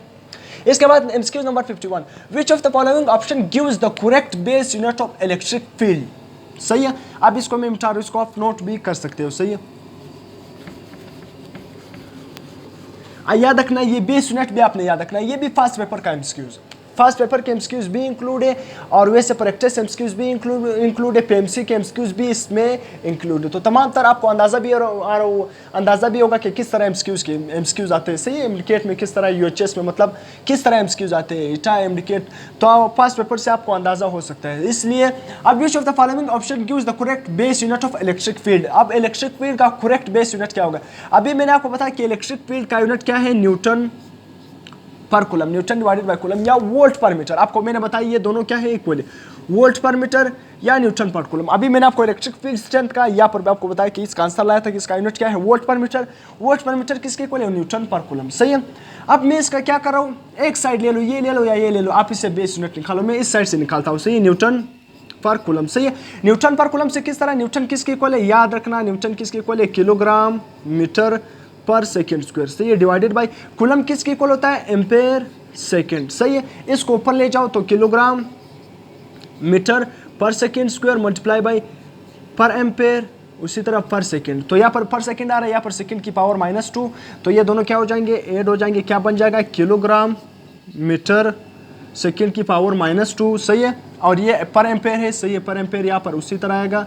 और ये सेकंड की पावर -1, सेकंड की पावर -2, तो यहाँ पर सिंपल क्या आ जाएगा, सेकंड की पावर -3। तो बेस यूनिट क्या बन गया, किलोग्राम मीटर सेकंड की पावर -3 और पर एम्पेयर, यहाँ पर क्या आ रहा है, पर एम्पेयर। सही है, तो कौन सा ऑप्शन, किलोग्राम मीटर सेकंड की पावर -3 पर एम्पेयर, यही ऑप्शन बी इसका क्या होगा, करेक्ट होगा। ये भी फास्ट पेपर का एमसीक्यू है। तो हर यूनिट उसका ऐसा यूनिट और उसका बेस यूनिट तो आपको आना चाहिए। सही है, इसके बाद 52 एमसीक्यू, ये भी फास्ट पेपर का एमसीक्यू है यूएचएस का। The unit for electric charge is coulomb. सही है, आपको इलेक्ट्रिक चार्ज का कूलम पता है कि उसका इलेक्ट्रिक चार्ज का यूनिट क्या है, सिंपल कूलम। सही है, and 1 coulomb in term of base unit. आप सिंपल आपसे पूछ रहा है कि एक कूलम को आप बेस में कन्वर्ट कर दो। एक कूलम मतलब सिंपल आपसे पूछे कि कूलम का बेस यूनिट क्या है, कूलम का बेस। स्टेटमेंट को इधर उधर करके आपसे कंफ्यूज नहीं होना है आपने। इसलिए तो सिंपल आपको कूलम का बेस यूनिट, अभी मैंने बता दिया कूलम किसके इक्वल है, एम्पेयर सेकंड के इक्वल है या नहीं। कूलम किसके इक्वल है, ampere into second, ampere into second के इक्वल है यानी, क्योंकि आपको करंट का फार्मूला क्या, आप current charge divided by time, charge divided by time है यानी, तो करंट को टाइम से मल्टीप्लाई करो तो charge is equal to current into time. तो फार्मूले से भी निकाल सकते हो, करंट का यूनिट क्या होता है, एम्पेयर, और टाइम का यूनिट क्या होता है, सेकंड। एम्पेयर सेकंड किसके इक्वल होता है, कूलम। तो कूलम का जो बेस यूनिट है वो क्या है, एम्पेयर सेकंड। तो यहाँ पर नजर आपको आ रहा है बेस यूनिट कूलम का क्या है, एम्पेयर सेकंड, इसका बेस यूनिट। ये भी पास्ट पेपर यूएचएस का पास्ट पेपर का एमसीक्यूज है, तो इसको आप नोट कर सकते हो। उसके बाद हम और एमसीक्यूज डिस्कस करेंगे। MCQs number 53, a particles carrying a charge of 2e, मतलब चार्ज आपके साथ क्या गिवन है, 2e, falls through a potential difference आपके साथ कितना गिवन है, 3 volt. Calculate the energy required by it. ये भी क्या है, fast paper UHS fast paper MCQs है। सही, इसमें फास्ट पेपर के एमसीक्यूज भी बहुत सारे इंक्लूड है। सही है, ये फास्ट पेपर का एमसीक्यूज है। तो आपके साथ चार्ज कितना गिवन है, 2e, और पोटेंशियल कितना गिवन है, 3 वोल्ट। आपसे क्या पूछ रहा है, the energy required by it. उसी तरह मैंने आपको बताया कि change of kinetic energy is equal to EV। ये फार्मूला मैंने आपको बताया था कि change of kinetic energy is equal to EV। सही है, या आप इसको इस तरह भी लिख सकते जो मैंने आपको बताया था कि potential is equal to work done per unit charge. ये फार्मूला आपने पढ़ा था, यानी इलेक्ट्रिक पोटेंशियल का। सिंपल वर्क की जगह आप क्या लिखते हो, एनर्जी लिखते हो, energy divided by unit charge. Charge आपके साथ अगर इलेक्ट्रॉन गिवन था तो आप चार्ज की जगह क्या लिखो, E। एनर्जी की जगह कोई भी एनर्जी आ सकता है, काइनेटिक एनर्जी आ सकती है, तो अक्सर हम काइनेटिक एनर्जी की बात करते हैं। तो इस तरह इस फार्मूले को मैं इस तरह भी लिख सकता हूँ कि change of kinetic energy is equal to E का मतलब चार्ज और V का मतलब क्या है, पोटेंशियल। तो EV। अब आपसे क्या पूछा है कि काइनेटिक एनर्जी आपके साथ क्या हो, सिंपल एनर्जी कितनी होंगी। तो एनर्जी आप सिंपल यहाँ से फाइंड कर सकते हो कि change of kinetic energy is equal to E। Electron आपके साथ कितना है, 2E। चार्ज कितना गिवन है, 2E। तो यहाँ पर सिंपल लिखो 2E मल्टीप्लाई बाई पोटेंशियल कितना गिवन है आपके साथ, 3 वोल्ट। 3 वोल्ट आपके साथ क्या है, पोटेंशियल। तो इसको आप मल्टीप्लाई करोगे, आंसर क्या आएगा, 2 3 6 इलेक्ट्रॉन। अब 6 इलेक्ट्रॉन आपके साथ 6 इलेक्ट्रॉन वोल्ट आ गया। सही है, क्योंकि एनर्जी का सबसे जो स्मॉलर यूनिट है वो क्या है, इलेक्ट्रॉन वोल्ट। ये एनर्जी का स्मॉलर यूनिट इलेक्ट्रॉन वोल्ट है। सही है, और किलोवाट आवर एनर्जी का सबसे बिगर यूनिट है। अब से अभी यहाँ पर जो यूनिट है वो जॉल्स में गिवन है, तो आपने इसको इलेक्ट्रॉन वोल्ट को जॉल्स में कन्वर्ट कर देना है। जब इलेक्ट्रॉन वोल्ट को आप क्या करोगे, इलेक्ट्रॉन वोल्ट को किस में कन्वर्ट करोगे, जॉल्स में कन्वर्ट करोगे। तो सिंपल इसको किस से मल्टीप्लाई करोगे, 1.6 मल्टीप्लाई बाई 10⁻⁻⁻⁹। तो 6 मल्टीप्लाई बाई E की जगह आप क्या लिखोगे, इलेक्ट्रॉन वोल्ट से, मतलब आप जॉल्स में कन्वर्ट करोगे तो क्या करोगे, 1.6 मल्टीप्लाई बाई 10⁻⁻⁹ से क्या करोगे, मल्टीप्लाई करोगे। जब इससे मल्टीप्लाई करोगे तो आपके साथ आंसर क्या आएगा, जॉल्स में आएगा। तो 6 को 1.6 से मल्टीप्लाई करोगे तो क्या आ जाएगा, 9.6 मल्टीप्लाई बाई 10⁻⁻⁹ जॉल। सही है, ये आपके साथ क्या हो गया, आंसर बन गया। आंसर क्या होगा, ऑप्शन ए क्या होगा, करेक्ट होगा। आपने याद रखना है, अगर आप इलेक्ट्रॉन वोल्ट से जॉल में जाओगे, सही, इलेक्ट्रॉन वोल्ट से आप क्या करोगे, जॉल्स में जाओगे, तो आपने सिंपल क्या करना है, किससे मल्टीप्लाई करना है, 1.6 मल्टीप्लाई बाय 10⁻⁻⁹, तो वो क्या होगा, जॉल्स में कन्वर्ट होगा। अगर आपसे क्या है, जॉल से वापस किस में जाना है, इलेक्ट्रॉन वोल्ट, तो फिर आपने इसको क्या करना है, डिवाइड करना है। 1.6 मल्टीप्लाई बाई 10⁻⁻⁹, तो जॉल से फिर किस में कन्वर्ट हो जाएगा, इलेक्ट्रॉन वोल्ट। सही है, इसके बाद हमारे साथ यूनिट क्या है, the unit charge is moved from one point two another, सही है, is moved, the unit charge is moved from one point two another, the change in potential energy. अब आपसे सिंपल क्या पूछे, एक यूनिट चार्ज है वो मूव करे दूसरे पॉइंट तक और वहाँ पर पोटेंशियल चेंज हो रहा है, तो यहाँ पर आपसे ऑप्शन में क्या गिवन है, वो किसके इक्वल होगा, पोटेंशियल के इक्वल होगा, इलेक्ट्रिक फील्ड के इक्वल होगा, रेजिस्टेंस के इक्वल होगा, डी कैपेसिटेंस के इक्वल होगा। तो इसको मैं मिटा रहा हूँ डस्टर, आप इसको नोट भी कर सकते हो सिंपल। आपसे क्या पूछा है कि यूनिट चार्ज, आपको पता भी है कि चेंज ऑफ पोटेंशियल किसके इक्वल होता है, change of potential is equal to work done per unit charge, या इसको आप इस तरह भी लिख सकते हो कि change energy divided by unit charge, सही है, यूनिट पुल। तो आपसे सिंपल क्या कर रहा है कि unit charge is move from one point two another point, the change in potential energy. Unit charge को आप एक जगह से दूसरी जगह आप मूव करोगे तो उसमें जो पोटेंशियल एनर्जी का चेंज आएगा वो किसके इक्वल होगा, आपको नजर भी आ रहा है कि work done divided by unit charge ये किसके इक्वल होता है, पोटेंशियल के इक्वल होता है, या change of energy divided by unit charge ये किसके इक्वल होता है, पोटेंशियल। तो ये भी सिंपल एमसीक्यूज, इस तरह पास पेपर में इस तरह सिंपल एमसीक्यूज भी आते हैं। तो इसके बाद क्या है, इलेक्ट्रिक चार्ज एट रेस्ट इस, अगर कोई भी चार्ज क्या हो, रेस्ट पर हो, कोई भी इलेक्ट्रिक चार्ज आपने उठा लिया वो रेस्ट में हो, मोशन में ना हो, तो आपसे क्या पूछ रहा है, ओनली इलेक्ट्रिक फील्ड क्या होगी, उस चार्ज के इर्द गिर्द क्या होगी, सिर्फ इलेक्ट्रिक फील्ड मौजूद होगी, ओनली मैग्नेटिक फील्ड, सिर्फ मैग्नेटिक फील्ड मौजूद होगी, both A and B, C option में नन लिखा हुआ है। याद रखना अगर चार्ज रेस्ट पर था, अगर चार्ज मूव नहीं कर रहा था, चार्ज क्या था, स्टेशनरी था, तो सिर्फ उसके अराउंड क्या प्रोड्यूस होगी, इलेक्ट्रिक फील्ड। अगर इसी एमसीक्यूज को मैं चेंज करूँ, इलेक्ट्रिक चार्ज इज मूविंग, अगर इलेक्ट्रिक चार्ज मूव कर रहा था तो फिर मूविंग चार्ज के इर्द गिर्द इलेक्ट्रिक फील्ड भी मौजूद होगी, मैग्नेटिक फील्ड भी मौजूद होगी, तो फिर ऑप्शन क्या बन जाएगा, सी। अगर क्या था, चार्ज रेस्ट की जगह क्या आया होता, मूविंग। तो अभी इस ऑप्शन के मुताबिक चार्ज रेस्ट पर है तो रेस्ट चार्ज के इर्द गिर्द सिंपल क्या प्रोड्यूस होगी, इलेक्ट्रिक फील्ड ही प्रोड्यूस होगी, सही है। इसके बाद MCQ number 56, a parallel plate are separated by a distance, दो पैरेलल प्लेट है उसको सेपरेट किया एक डिस्टेंस है, जो इसके दरमियान डिस्टेंस क्या है, 2 centimetre. The potential between the plate is 60 volt, और दो प्लेट्स है उसके दरमियान जो पोटेंशियल है वो 60 वोल्ट एंड 30 वोल्ट, दो प्लेट है उसके दरमियान पोटेंशियल 60 वोल्ट एंड 30 वोल्ट है respectively. The electric field will be, अब आपसे सिंपल क्या पूछा है, इलेक्ट्रिक फील्ड क्या होगी। इलेक्ट्रिक फील्ड सिंपल आपको मैंने बताया था, ये क्या है, इस तरह दो प्लेट से, एक प्लेट पर क्या है 60 वोल्ट का पोटेंशियल आया हुआ है और दूसरे प्लेट पर क्या है 30 वोल्ट का पोटेंशियल है, और दोनों प्लेट के दरमियान जो डिस्टेंस है वो क्या है 2 सेंटीमीटर, दोनों प्लेट के दरमियान डिस्टेंस क्या है 2 सेंटीमीटर। आपसे पूछ रहा है अब क्या होगी, इन दोनों प्लेट में जो पोटेंशियल का डिफरेंस है और इतना डिस्टेंस है, अब आपसे पूछ रहा है कि इलेक्ट्रिक फील्ड क्या होगी, सही है। अब इलेक्ट्रिक फील्ड क्या होगी, सिंपल आप यहाँ पर कौन सा फार्मूला यूज करोगे, इलेक्ट्रिक फील्ड का change of potential divided by distance, तो ये फार्मूला यूज करोगे सिंपल। पोटेंशियल का चेंज को जब डिस्टेंस से डिवाइड करोगे तो आपके साथ इलेक्ट्रिक फील्ड का स्ट्रेंथ आएगा। तो सिंपल किस तरह, electric field is equal to change of potential. Change of potential हमेशा आप क्या करोगे, हायर से लोअर माइनस करोगे, हायर से लोअर माइनस करोगे, ये आपने याद रखना है। तो 60 माइनस 30, सही है। चेंज ऑफ पोटेंशियल आपके साथ एक प्लेट पर 60 है और एक पर 30 है, तो इसका चेंज आप निकालोगे, तो 60 से 30 क्या करोगे, माइनस करोगे, हायर से लोअर माइनस करोगे, नीचे क्या है डिस्टेंस 2 सेंटीमीटर, और आपने सेंटीमीटर को किस में कन्वर्ट करना है, एसआई यूनिट में। तो सेंटीमीटर को जब आप क्या करोगे, याद रखना है, जब आप सेंटीमीटर से किस में जाओगे, मीटर में जाओगे, तो आप क्या करोगे, डिवाइड करोगे किससे, 100 से। अगर आप मीटर से क्या करोगे, अगर मीटर से सेंटीमीटर में आओगे तो क्या करोगे, मल्टीप्लाई करोगे 100 से, सही है। छोटे यूनिट से आप बड़े में जाओगे, सही है, तो डिवाइड करोगे। अगर आप क्या करोगे, वापस बड़े यूनिट से छोटे यूनिट में आओगे तो मल्टीप्लाई करोगे 100 से। तो यहाँ पर 2 सेंटीमीटर, तो 2 सेंटीमीटर आपने इसको क्या करना है, मीटर में कन्वर्ट करना है, तो 2 को किससे डिवाइड करोगे, 100 से।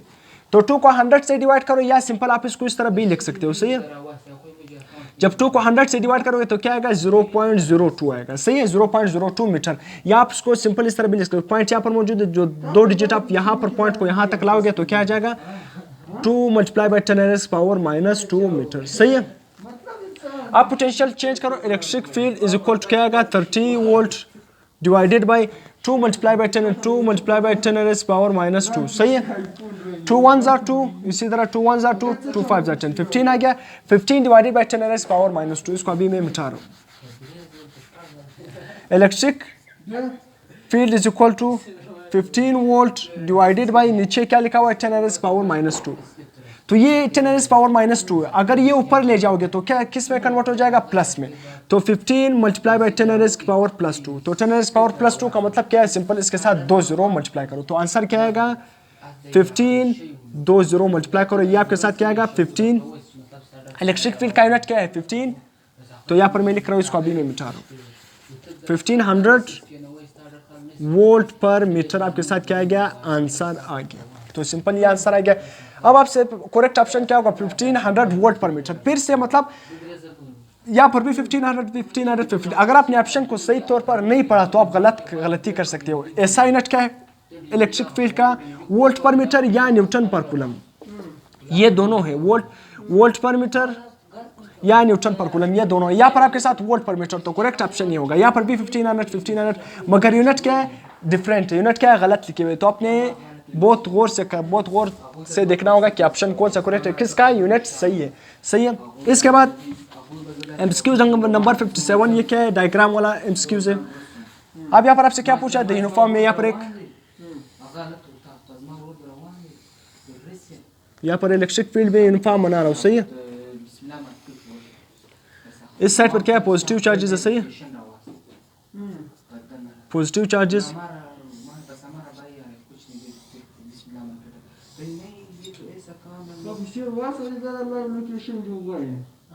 ये इलेक्ट्रिक फील्ड दो प्लेट के दरमियान यूनिफॉर्म, इलेक्ट्रिक फील्ड यूनिफॉर्म है। आपको नजर भी आ रहा है कि सब इलेक्ट्रिक फील्ड लाइन के दरमियान डिस्टेंस क्या है सेम, इक्वी डिस्टेंस है। तो इलेक्ट्रिक फील्ड क्या है यूनिफॉर्म है। इलेक्ट्रिक फील्ड स्ट्रेंथ हर पॉइंट पर क्या होगी सेम होगी, ये बात भी आपने याद रखना है। Uniform electric field is present between the plate. सही है। Electric potential is maximum 8। आपसे पूछा ये डायग्राम गिवन है कि किस पॉइंट पर इलेक्ट्रिक पोटेंशियल मैक्सिमम है। मैं यहाँ पर एक पॉइंट क्या आपसे पूछ क्या रहा है इलेक्ट्रिक पोटेंशियल, किस पॉइंट पर इलेक्ट्रिक पोटेंशियल मैक्सिमम है। ये आपके साथ क्या है ओ पॉइंट, ये आपके साथ क्या है सी पॉइंट, ये आपके साथ क्या है डी पॉइंट, ये 3 पॉइंट आपके गिवन है। आपसे पूछा है कि किस पॉइंट पर इलेक्ट्रिक पोटेंशियल मैक्सिमम होगी। ऑप्शन ए क्या है सबसे ज्यादा जो पोटेंशियल होगा ओ पर सबसे क्या होगा ज्यादा होगा। मैक्सिमम किस पॉइंट पर होगा ओ पर मैक्सिमम है। बी ऑप्शन में आपके साथ क्या है सी पर। डी ऑप्शन में क्या है, एक ऑप्शन यहाँ पर बी लिख देना, डी सी एफ ऑप्शन लिख देना। सही है। और डी ऑप्शन आपके साथ क्या है डी ही है, और ए बी सी सॉरी ये सी ऑप्शन है। सही।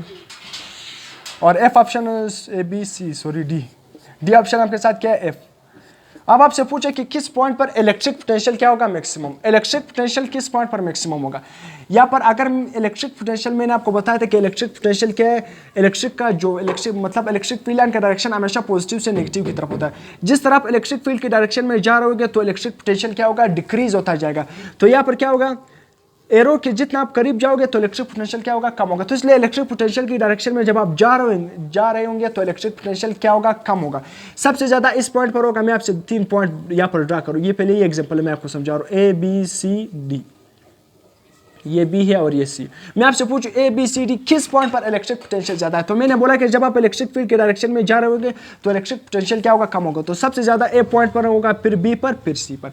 तो सेम इसी तरह इलेक्ट्रिक फील्ड के डायरेक्शन में जब आप जा रहे होंगे तो इलेक्ट्रिक फील्ड क्या होगी इलेक्ट्रिक पोटेंशियल क्या होगा कम होता जाएगा। इलेक्ट्रिक पोटेंशियल क्या होगा कम होता जाएगा जब आप इलेक्ट्रिक पोटेंशियल की डायरेक्शन में जा रहे होंगे।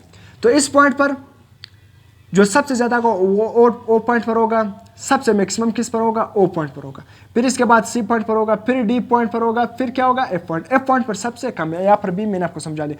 तो मैक्सिमम किस पॉइंट पर होगा ओ पॉइंट पर सबसे ज्यादा मैक्सिमम। अगर मैं आपसे पूछूं इसी एमसीक्यूज को मैं थोड़ा चेंज कर लूंगा, मैं आपसे पूछूं इलेक्ट्रिक पोटेंशियल नहीं, अगर मैं आपसे पूछूं कि यूनिफॉर्म इलेक्ट्रिक फील्ड सही है इस इलेक्ट्रिक पोटेंशियल के तहत, तो ऑप्शन ए बन गया। मैं इसको थोड़ा चेंज कर रहा हूं ताकि आपको और मतलब इस तरह अल्टरनेटिव एमसीक्यूज भी आती है। अगर आपसे पूछे कि इलेक्ट्रिक फील्ड किस पॉइंट पर मैक्सिमम होगी, पोटेंशियल को अगर मैं मिटाऊं पोटेंशियल की जगह मैं क्या बोलूं इलेक्ट्रिक फील्ड स्ट्रेंथ, मैंने इस एमसीक्यूज को चेंज कर लिया पोटेंशियल की जगह। अगर मैं आपसे पूछूं इलेक्ट्रिक फील्ड स्ट्रेंथ किस पॉइंट पर क्या होगी मैक्सिमम होगी, A B C D option और साथ में एक एफ ऑप्शन बी लिख देना। इलेक्ट्रिक पोटेंशियल क्या होगी मैक्सिमम, मतलब मैक्सिमम एफ ऑप्शन में क्या लिख देना आर। सही है। अब किस पॉइंट पर मैक्सिमम होगी, यहाँ पर इलेक्ट्रिक फील्ड लाइन क्या है यूनिफॉर्म, और जब इलेक्ट्रिक फील्ड लाइन यूनिफॉर्म्स होगी तो इलेक्ट्रिक फील्ड स्ट्रेंथ हर पॉइंट पर क्या होगा सेम होगा। जब इलेक्ट्रिक फील्ड लाइन क्या होगी यूनिफॉर्म होगी तो इलेक्ट्रिक फील्ड स्ट्रेंथ हर पॉइंट पर क्या होगा सेम होगा। अगर इस पॉइंट पर क्या था 5 था तो इस पॉइंट पर भी 5, इस पर भी 5, इस पर भी 5, तो सब पर क्या होगा। अगर आपसे पूछे किस पॉइंट पर मैक्सिमम है तो सब पर सेम है, तो ऑप्शन आल क्या होगा करेक्ट होगा। किसके केस में? इलेक्ट्रिक फील्ड स्ट्रेंथ की केस में। पोटेंशियल की केस में फिर ओ पर मैक्सिमम होगा, क्योंकि अगर इलेक्ट्रिक पोटेंशियल की इलेक्ट्रिक फील्ड लाइन की डायरेक्शन में आप जा रहे होंगे तो इलेक्ट्रिक पोटेंशियल क्या होता है? वीक होता जाता है, कम होता जाता है, सही है। तो अगर इलेक्ट्रिक फील्ड यूनिफॉर्म थी तो फिर इस केस में इलेक्ट्रिक फील्ड हर पॉइंट पर सेम होगी, इलेक्ट्रिक फील्ड स्ट्रेंथ तो सेम होगा, मगर पोटेंशियल क्या आएगा? वीक होता जाएगा। तो इस तरह इसके बाद हम और एमसीक्यूज डिस्कस करेंगे, आप इसका स्क्रीनशॉट भी ले सकते हो। X and Y are the points in electric field। एक इलेक्ट्रिक फील्ड में इलेक्ट्रिक फील्ड सिंपल है, वहाँ पर क्या मौजूद है? एक X पॉइंट और एक Y point. The potential difference between these two point, इन दोनों पॉइंट के दरमियान जो पोटेंशियल है is 4 volt by bringing the 2 volt, मतलब वहाँ पर by bringing the 2 coulomb charge the potential difference will be. अब आपसे सिंपल पूछ रहे हैं कि the potential difference between this point, आपसे इनडायरेक्टली पूछ रहे हैं, मतलब क्या है? ये 4 जॉल पोटेंशियल दरअसल है नहीं, ये क्या आपको एनर्जी गिवन है, वर्क डन गिवन है। आपसे पूछ रहे हैं the potential difference between this 2 point is 4 जॉल bye bringing the 2 coulomb charge the potential difference will B. आपको कंफ्यूज करने के लिए यहाँ पर भी पूछा गया कि पोटेंशियल डिफरेंस क्या होगी, फिर लास्ट में भी पूछा गया कि पोटेंशियल डिफरेंस क्या होगी। अब सिंपल पोटेंशियल डिफरेंस का फार्मूला क्या है? आपने क्या करना है? सिंपल पोटेंशियल डिफरेंस फाइंड करना है। किस तरह? सिंपल पोटेंशियल डिफरेंस क्या है? एक इलेक्ट्रिक फील्ड है, उसमें एक वाई पॉइंट मौजूद है, एक एक्स पॉइंट मौजूद है। उन दोनों पॉइंट के दरमियान जो वर्क डन, आपने एक 2 कूलम चार्ज को उस दोनों पॉइंट में मूव किया, उसमें जो वर्क डन हुआ वो 4 जॉल था। अब वहाँ पर पोटेंशियल क्या होगी? सिंपल आपको बता भी है कि change of potential is equal to energy divided by क्या होता है? Charge per unit. या आप एनर्जी की जगह क्या लिख सकते हो? Work done per unit charge. Energy per unit charge, energy supplied to unit charge, या work done per unit charge, आप इस तरह लिख सकते हो। आपके साथ जो वर्क डन है वो कितना है? 4 जॉल, 4 जॉल है, और चार्ज कितना है? 2 कूलम। 2 1 2, 2 2 4। तो आंसर आपके साथ क्या आ गया? 2 जॉल per coulomb. जॉल per coulomb, जॉल per coulomb किसके इक्वल होता है? वोल्ट। तो 2 वोल्ट या 2 जॉल पर कूलम सेम है। तो यहाँ पर क्या है? आपको वोल्ट में आंसर गिवन है, तो option B is the correct one, 2 volt. इसके बाद MCQ number 64। If the thickness of the capacitor is increased 2 times, अगर कैपेसिटर की थिकनेस को 2 टाइम बढ़ा दे, the new capacitance will be। अब यहाँ पर न्यू कैपेसिटेंस सेम रहेगी, डबल रहेगी, 4 टाइम हो जाएगी, डी हाफ मतलब हाफ हो जाएगी, मतलब हाफ हो जाएगी। अब यहाँ से पूछ रहा है कि अगर हम थिकनेस को बढ़ा दें, याद रखना जब आप किसी भी मेटल को चार्ज करते हो तो जो चार्ज है वो क्या है? सरफेस पर क्या होता है? प्रेजेंट होता है। किसी भी मेटल को आपने चार्ज कर दिया, लेट सपोज ये क्या है? एक बुक है, मेरे पास एक बुक पड़ा है, नोटबुक है, सही है। अगर आपने इसको चार्ज कर दिया, सही है, लेट्स मे यहाँ पर एक डायग्राम, तो जब आपने इसको चार्ज कर दिया ना, तो सारा का सारा जो चार्ज होगा वो इसके यहाँ पर क्या होगा? अपेयर होगा, सरफेस पर ही अपेयर होगा। भले अगर आप इसकी थिकनेस कितनी ही बढ़ा दे, ये थिकनेस है, ये क्या है? इसकी थिकनेस मतलब इसकी मोटाई, अगर आप इसकी मोटाई को 10 गुना भी बढ़ा दे, मगर जो चार्ज है वो इसके सरफेस ही पर अपेयर होगा। चार्ज क्या होगा? किसी भी मेटल को जब आप क्या, कैपेसिटर भी क्या है? कंडक्टर है, एक मेटल है, तो उसको जब आप चार्ज करते हो, उस जो चार्ज है उसके प्लेट के सरफेस पर ही प्रेजेंट होता है। ये क्या है? ये कैपेसिटर के लेट सपोज एक प्लेट है, तो चार्ज सारे के सारे यहाँ पर सरफेस ही पर प्रेजेंट होता है। ये क्या है? उसका थिकनेस। इस थिकनेस को आप जितनी गुना भी बढ़ा दो, थिकनेस से कैपेसिटर पर कोई भी इफेक्ट नहीं होगा, चार्ज पर कोई भी इफेक्ट नहीं होगा, वहां पर कैपेसिटेंस इंक्रीज नहीं होगी। कैपेसिटेंस थिकनेस पर डिपेंड नहीं करता, क्यों? क्योंकि चार्ज सारा यहाँ पर अपेयर होता है। चार्ज क्या है? सरफेस ही पर अपेयर होता है। आप इस थिकनेस को यहाँ तक मोटा कर दो तो चार्ज फिर भी यहाँ पर क्या है? अपेयर है, सरफेस ही पर अपेयर है। तो थिकनेस पर चार्ज कैपेसिटेंस डिपेंड करता ही नहीं है। थिकनेस को जितनी गुना बढ़ा दो, कैपेसिटेंस उस पर डिपेंड नहीं करता। तो ऑप्शन ए इज करेक्ट। जितना कैपेसिटेंस पहले होगी बाद में भी वही कैपेसिटेंस होगी। तो ये भी आपने याद रखना है, थिकनेस पर इंडिपेंडेंट है कैपेसिटेंस ऑफ कैपेसिटर।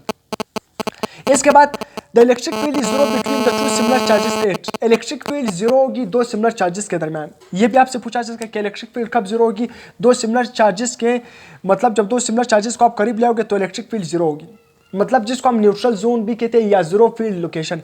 कहां पर जीरो होगी? मिड पर जीरो होगी, नियर टू लॉन्गर चार्ज, मतलब जो बड़ा वाला चार्ज, मैग्नीट्यूड वाला चार्ज उसके करीब होगी, या स्मॉलर चार्ज के करीब जीरो फील्ड होगी, या नन। यहाँ पर आप डस्टर की तरह गया, मैं इसको मिटा रहा हूँ, सही है। अब ये क्या है हमारे साथ? इसको मैं मिटा रहा हूँ। सिंपल आपके पास क्या गिवन है कि जीरो फील्ड का, लेट्स सपोज ये एक पॉजिटिव चार्ज है, ये क्या है? Positive. Similar electric field zero होगी पॉजिटिव, और ये क्या होगी? इलेक्ट्रिक फील्ड से क्या करेगी? आउटवर्ड इस तरह निकलेगी। आउटवर्ड इलेक्ट्रिक फील्ड इस तरह आउटवर्ड क्या करेगी? पॉजिटिव चार्ज से निकलेगी।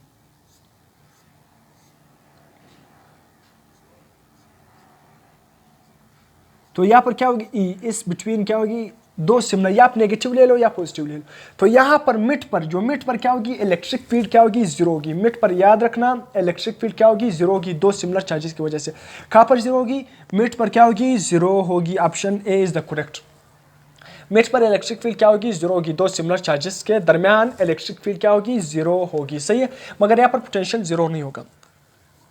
इसके बाद which of the following remains same if a dielectric is placed between the charge capacitor। एक चार्ज कैपेसिटर है, अगर आप उसके दरमियान एक डाइलेक्ट्रिक एक मीडियम प्लेस करते हो, ये क्या है, एक कैपेसिटर का एक प्लेट, ये दूसरा प्लेट, आपने यहाँ पर उसको पोटेंशियल अप्लाई किया हुआ, ऐसे उसको बैटरी के साथ क्या क्या कनेक्ट कर दिया, पॉजिटिव टर्मिनल और ये नेगेटिव टर्मिनल। अगर यहाँ पर कोई भी डाइलेक्ट्रिक मीडियम प्लेस करते हो उसे, तो तब इसमें से क्या चीज़ सेम रहेगी, मतलब क्या चीज़ पर इफेक्ट नहीं होगी। नंबर 1 चार्ज सेम रहेगी, जितना पहले था बाद में भी वही रहेगा। Number 2 voltage, number C force, number D R. याद रखना मैंने इससे पिछले अभी कुछ एमसीक्यूज पहले आपको पढ़ाया था, स्टार्टिंग में इस तरह एमसीक्यूज आया था कि which of the following remain same. जब आप डाइलेक्ट्रिक लाते हो वहाँ पर मैंने तमाम रिलेशन भी बताए थे। तो जब आप एक डाइलेक्ट्रिक प्लेस करते हो एक चार्ज कैपेसिटर के दरमियान, तो चार्ज क्या रहेगी, सेम रहेगी। अगर डाइलेक्ट्रिक से पहले यहाँ पर लेट सपोज कैपेसिटर क्या था, कैपेसिटर यहाँ पर पॉजिटिव प्लेट है ना, यहाँ पर नेगेटिव। अगर ये डाइलेक्ट्रिक से पहले था, अगर आपने डाइलेक्ट्रिक प्लेस भी कर दिया तो तब भी यहाँ पर 3 पॉजिटिव यहाँ पर 3 नेगेटिव। मैं सपोज कर रहा हूँ, फिर भी वो इतना ही चार्ज रहेगा डाइलेक्ट्रिक का। अगर आपने कैपेसिटर के प्लेट के दरमियान प्लेस कर दिया, ये क्या है, एक मीडियम है, तो तब चार्ज क्या रहेगा, सेम रहेगा। चार्ज पर कोई भी इफेक्ट नहीं होगा। MCQs number 67, a charge of 100 microcoulomb. एक चार्ज है 100 माइक्रो, बाकी ये सारे क्या होंगे, चेंज होंगे, वोल्टेज भी चेंज होगा, फोर्स भी चेंज होगा। A charge of 100 microcoulomb charge है आपके साथ 100 माइक्रोकूलम प्रेजेंट इन वैक्यूम। वो चार्ज क्या है, वैक्यूम में प्रेजेंट है। Now the charge are inverted, the charges are inverted. हमारे साथ एक चार्ज है, तो चार्ज की बजाय आप क्या करो, द चार्ज इज एक चार्ज से, the charge is inverted into another medium. आपने उस चार्ज को, पहले एक चार्ज था वैक्यूम में प्रेजेंट था, मतलब उस चार्ज के इर्द हवा में मौजूद था, फ्री स्पेस। जिस तरह ये क्या है, कोई चार्ज हवा, इसके इर्द गिर्द क्या मौजूद है, वैक्यूम, फ्री स्पेस, हवा मौजूद है। आप अपने इस चार्ज को उठा लिया, क्या क्या, एक मीडियम में रख दिया, मरकरी के सोल्यूशन में रख दिया। क्या, मरकरी के सोल्यूशन में रख दिया। The electric field will be due to mercury medium. अब इलेक्ट्रिक फील्ड क्या होगी, इलेक्ट्रिक फील्ड क्या होगी, सिंपल आपने क्या फाइंड करना है यहाँ पर कि इलेक्ट्रिक फील्ड हमारे साथ क्या होता है, electric field in a medium is equal to electric field in a vacuum divided by relative permittivity. सही है, पहले वो क्या था, वैक्यूम में पड़ा था वो चार्ज, फिर आपने उस चार्ज को उठा लिया, एक मीडियम में रख दिया, मरकरी के मीडियम में रख दिया। मरकरी आपके साथ क्या है, मेटल। और मैंने आपको बताया भी था कि relative permittivity E R of किसका, मेटल का। यहाँ पर मैं लिखता हूँ E R of metal, E R of metal ये क्या होता है, रिलेटिव परमिटिविटी क्या होता है, इन्फिनिटी। पहले चार्ज कहाँ पर मौजूद था, हवा में मौजूद था, फ्री स्पेस। जबकि एयर का जो रिलेटिव परमिटिविटी 1.006 होता है, तो ऑलमोस्ट क्या है 1 ही, मैं 1 लिख लेता हूँ उसे। ई आर ऑफ क्या, what, E R of air या फ्री स्पेस या वैक्यूम आप लिख सकते हो, सही है, वो 1 है। वो चार्ज पहले कहाँ पर मौजूद, हवा में मौजूद था, फिर आपने उस चार्ज को उठा लिया, उसका मीडियम चेंज कर दिया, किस में प्लेस कर दिया, मरकरी के मीडियम। मरकरी क्या है, मेटल्स, तमाम के तमाम। अगर यहाँ पर मरकरी की जगह में मैं क्या यूज करूँ, एल्यूमिनियम यूज करूँ, कोई कॉपर यूज करूँ, मतलब कोई दूसरा मेटल का सोल्यूशन यूज करूँ, कोई और चीज यूज करूँ, वो क्या होना चाहिए, शर्त है कि वो मेटल। तो तमाम के तमाम मेटल्स का जो रिलेटिव परमिटिविटी है वो इन्फिनिटी है, इनफाइनाइट है, लामहदूद। मतलब आपसे पूछा है कि आपने उस चार्ज को, पहले मीडियम क्या था, फ्री स्पेस, अब आप उसने आपने मीडियम चेंज कर दिया, वो आपने किस मरकरी के मीडियम में रख दिया, अब इलेक्ट्रिक फील्ड क्या होगी। तो सिंपल, बहुत ही आसान एमसीक्यूज, आपने थोड़ा जेल लगाना है। Electric field in a medium, आपने अब जो आपने पहले फ्री स्पेस से उठा लिया, अब किसके मीडियम में रख दिया, वह मरकरी के मीडियम में रख दिया। तो इलेक्ट्रिक फील्ड की वैल्यू क्या होगी, वैक्यूम में 1, क्या होगी 1 डिवाइडेड बाई ई आर। आपने उस चार्ज को उठा लिया, कहाँ पर रख दिया, मीडियम चेंज कर दिया, कहाँ पर रख दिया, आपने मरकरी में रख दिया। आप चार्ज को किस में रख दिया, मरकरी के सोल्यूशन। मरकरी का सोल्यूशन क्या, मतलब आपने उस चार्ज का मीडियम चेंज कर दिया, मरकरी में रख दिया। मरकरी क्या है, मेटल्स, मेटल्स का रिलेटिव परमिटिविटी क्या है, इन्फिनिटी। तो यहाँ पर आपने इन्फिनिटी पुट कर लिया। तो electric field in a medium कौन सी मीडियम, मरकरी की वजह से। तो 1 divided by infinity, something divided by infinity, याद रखना। तो समथिंग डिवाइडेड बाय इन्फिनिटी मैंने आपको बता दिया, ये इन्फिनिटी नहीं आता है बल्कि 0 आता है। इसको आप क्या करो, करेक्ट कर दीजिएगा। सही है, मैंने गलती से कह दिया कि समथिंग डिवाइडेड बाय इन्फिनिटी। कोई भी नंबर को जब आप इन्फिनिटी से क्या करोगे, डिवाइड करोगे, तो आंसर क्या आएगा, 0। तो इसका करेक्ट ऑप्शन क्या आएगा, इन्फिनिटी नहीं आएगा, बल्कि इसका करेक्ट आंसर क्या होगा, बी, 0 आएगा। सही है, तो समथिंग डिवाइडेड बाय इन्फिनिटी, तो आंसर क्या आएगा, 0। इलेक्ट्रिक फील्ड क्या होगी उस मीडियम में, 0 होगी। सही है, तो समझ आ गया यहाँ तक। तो इसके बाद हम और एमसीक्यूज क्या करेंगे, डिस्कस करेंगे। MCQs number 68, the electric field intensity due to single infinite sheet of charges is when the area is 10 metre square, area आपके साथ कितना गिवन है, 10 metre square, and the magnitude of charge is 20 coulomb. आपको charge given है 20 coulomb, area आपके साथ क्या है, सॉरी चार्ज, एरिया गिवन है और चार्ज गिवन है। आपसे सिंपल क्या पूछे कि electric field intensity due to infinite sheet of charges. अब मैंने पढ़ा था इलेक्ट्रिक फील्ड गाउस लॉ की एप्लीकेशन में, electric field intensity due to infinite sheet of charges, electric field intensity between oppositely charges, electric field intensity of hollow charge sphere आपने find करते थे। Condition different होती थी, मगर हर कंडीशन में हम क्या करते थे, गाउस लॉ को अप्लाई करके इलेक्ट्रिक इंटेंसिटी क्या करते थे, फाइंड करते थे। तो यहाँ पर आप देखो, अब मैं क्या कर रहा हूँ, इलेक्ट्रिक फील्ड इंटेंसिटी क्या करूँगा, due to single infinite sheet of charges. Formula क्या था, आपने सबसे पहले फार्मूले को याद करना है कि E is equal to surface charge density divided by 2 और एब्सोल्यूट परमिटिविटी, ये फार्मूला है। अब इस फार्मूले के तहत यहाँ पर कोई कंडीशन आपको गिवन, एरिया गिवन है और चार्ज गिवन है, तो कोई मसला नहीं। सरफेस चार्ज डेंसिटी किसकी इक्वल है, surface charge density is equal to per charge per unit area, तो चार्ज डिवाइडेड बाय एरिया। तो सरफेस चार्ज डेंसिटी को फाइंड करो, इनडायरेक्टली डेटा के माने, तो आप क्या करो, सरफेस चार्ज डेंसिटी फाइंड करो, फिर इसमें पुट कर देना। सही है, सरफेस चार्ज डेंसिटी किस तरह, एरिया कितना है 10 मीटर स्क्वायर और चार्ज क्या है 20 कूलम, तो दोनों क्या है एसआई यूनिट में गिवन है, तो सिंपल यहाँ पर पुट कर देना। चार्ज क्या है 20 और एरिया क्या है 2, 2 1 जा 2, 2 1 जा 2, 0 पर जाएगा, तो सरफेस चार्ज डेंसिटी क्या आएगा 20 coulomb per ampere, coulomb per ampere. से तो यहाँ पर आप सिंपल अभी पुट कर देना, सरफेस चार्ज डेंसिटी क्या आ गया 10, सरफेस चार्ज डेंसिटी आपके साथ क्या है 10, 2 1 जा 2, उसी तरह से 2 1 जा 2, सरफेस चार्ज डेंसिटी 10 आ गया और नीचे क्या आ गया 2। सही है, और एब्सोल्यूट परमिटिविटी की वैल्यू क्या है आपके साथ 8 multiply by 8.85 multiply by 10 power minus 12। सही है, 8.85, सॉरी ये आपके साथ हमारे साथ क्या है, सरफेस चार्ज डेंसिटी हमारे साथ यहाँ पर क्या है, जो चार्ज आपके साथ क्या है 20 कूलम, जबकि आपके साथ एरिया क्या है 10, मैंने क्या लिख लिया 20, तो यहाँ पर क्या जाएगा 10 1 जा 10, 10 2 जा 20। सही है, 2 आएगा, तो यहाँ पर सरफेस चार्ज डेंसिटी क्या है 2। सही है, तो यहाँ पर आप क्या पुट कर देना 2, सरफेस चार्ज डेंसिटी क्या है 2 और divided by 2 multiply by absolute permittivity की वैल्यू क्या है 8.85 10 पावर माइनस 12, तो 2 के साथ क्या हो गया कैंसिल, इलेक्ट्रिक फील्ड इंटेंसिटी क्या आएगी 1 डिवाइडेड बाय एब्सोल्यूट परमिटिविटी की वैल्यू, इसकी जगह मैं ये भी लिख सकता हूँ E naught, electric field intensity is equal to reciprocal of absolute permittivity, electric field intensity is equal to the reciprocal of absolute permittivity. अब ऑप्शन को आप देखो, ऑप्शन को आपने देखना है, ऑप्शन में क्या गिवन है reciprocal of absolute permittivity, equal to absolute permittivity, double two absolute permittivity, none. तो यहाँ पर क्या है आपके साथ 2 के साथ कैंसिल हो गया, ऊपर 1 बच गया, नीचे 8.85 10 पावर माइनस 12 पे किसकी वैल्यू एब्सोल्यूट परमिटिविटी, तो इस वैल्यू की जगह ये लिख देना। तो electric field intensity due to single infinite sheet of charges आपके साथ आंसर क्या आ गया 1 डिवाइडेड बाय एब्सोल्यूट परमिटिविटी, जिसको हम क्या कहते हैं रेसिप्रोकल ऑफ एब्सोल्यूट परमिटिविटी। तो ऑप्शन ए क्या हो गया करेक्ट हो गया। तो ऑप्शन को देकर फिर आप क्या करो अपना आंसर निकाला करो। अब आप क्या करोगे 1 डिवाइडेड बाय 8.85 10 पावर माइनस 12, इस पर को क्या करोगे सोल्व करने बैठोगे, जो आंसर आ गया फिर आप यहाँ पर देखो क्या आंसर कुछ और। तो सबसे पहले आप ऑप्शन को देखो, ऑप्शन में क्या गिवन है, यहाँ पर क्या गिवन है रेसिप्रोकल ऑफ एब्सोल्यूट परमिटिविटी। तो अब मेरे साथ आंसर ये है कि मैंने देखना है कि यहाँ पर आपने सोल्व नहीं कर देना है, आपने सिंपल रिलेशन निकालना है। 1 ऊपर बच गया और नीचे क्या है 8.85 जगह एब्सोल्यूट परमिटिविटी वापस आ गया, तो 1 डिवाइडेड बाय एब्सोल्यूट परमिटिविटी हम इसको रेसिप्रोकल भी कह सकते हैं, रेसिप्रोकल ऑफ एब्सोल्यूट परमिटिविटी। तो ऑप्शन ए इज करेक्ट। पहले आपने क्या किया पहले सरफेस चार्ज डेंसिटी फाइंड किया, तो फिर उसके बाद आपने क्या किया electric field intensity due to single infinite sheet of charges आपने क्या किया फाइंड किया। ये फार्मूला आपने याद करना है, सही है। इसके बाद the distance between MCQ number 69, the distance between the parallel plate is 2 metre. आपको डिस्टेंस गिवन है, 2 पैरेलल प्लेट है कैपेसिटर का, वो 2 metre. The potential difference between the plate is 20 joule per coulomb, आपको पोटेंशियल डिफरेंस 20 गिवन है। And the charge is 2E, charge आपको 2E given है।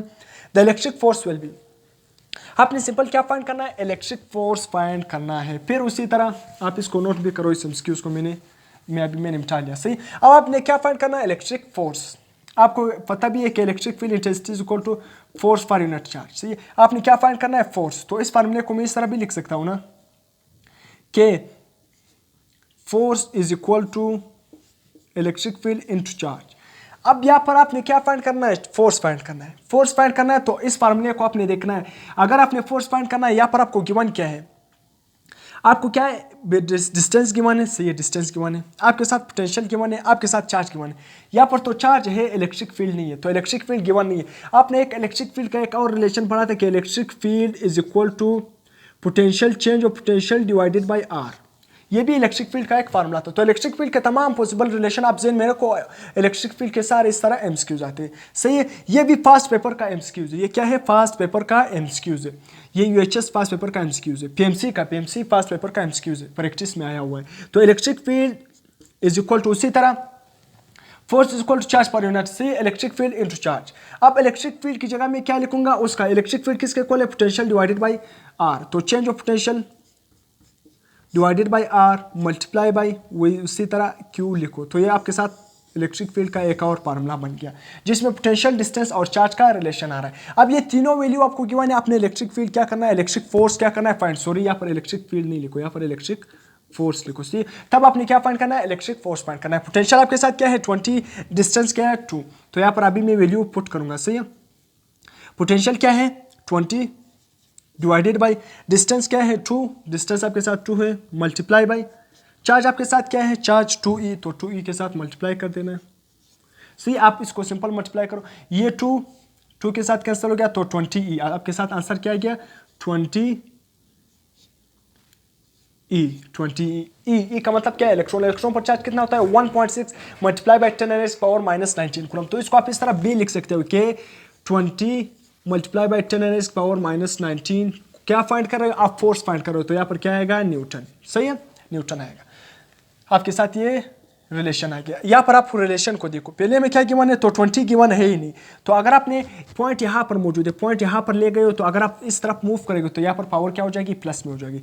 तो ये क्या बन जाएगा 2 मल्टीप्लाई बाई 10 पावर -18 न्यूटन। ये आपके साथ क्या हो गया, फाइनल रिजल्ट आ गया 2 multiply by 10 power -19 sorry -18 2 multiply by 10 power -18 newton. ये आपका करेक्ट ऑप्शन होगा।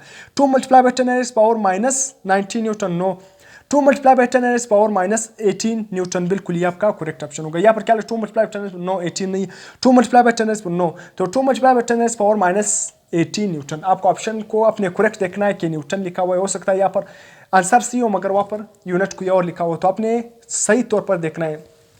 MCQs number 70, the non uniform electric field at the edges of capacitor. ये यहाँ पर स्टेटमेंट पे भी आपको एक एमसीक्यूज गिवन है। आपसे ये भी पूछा जा सकता है कि नॉन यूनिफॉर्म इलेक्ट्रिक फील्ड कहाँ पर प्रोड्यूस होती है। तो आपने याद रखना है, non uniform electric field lines capacitor के एजेस पर, आपने देखा भी है कैपेसिटर के एजेस पर इस तरह fringing electric field line produce होती है। तो यहाँ पर स्टेटमेंट गिवन है कि non electric field line at the edges of capacitor, उसको हम क्या कहते हैं, मतलब ऑप्शन में क्या गिवन है, फ्रिंजिंग, बी में क्या लिखा है यूनिफॉर्म, सी में क्या लिखा है नॉन यूनिफॉर्म, डी में क्या लिखा है बोथ ए एंड सी। तो याद रखना ये बोथ ए एंड सी। जो कैपेसिटर है ना, आप इस तरह कैपेसिटर के प्लेट्स पॉजिटिव और यहाँ पर नेगेटिव, इस तरह इलेक्ट्रिक फील्ड लाइन क्या होती है, दरमियान में इलेक्ट्रिक फील्ड लाइन के पैरेलल प्लेट कैपेसिटर के दरमियान यूनिफॉर्म होती है, जबकि यहाँ पर एजेस में क्या होती है, non uniform electric field line क्या होती है, प्रोड्यूस होती है। इस तरह नॉन यूनिफॉर्म क्या होती है, इलेक्ट्रिक फील्ड लाइन प्रोड्यूस होती है। तो इसको हम फ्रिंजिंग इलेक्ट्रिक फील्ड लाइंस भी कहते हैं और non uniform electric field lines भी कहते हैं। तो नॉन यूनिफॉर्म या fringing electric field lines both option A and C क्या होगा, करेक्ट होगा। इसके बाद when a insulator is charge the charge will reside eight.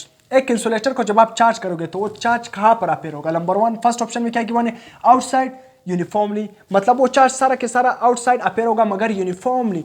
B option क्या लिखा हुआ है, इनसाइड यूनिफॉर्मली, मतलब वो चार्ज सारा के सारा इनसाइड में अपेयर होगा मगर यूनिफॉर्मली।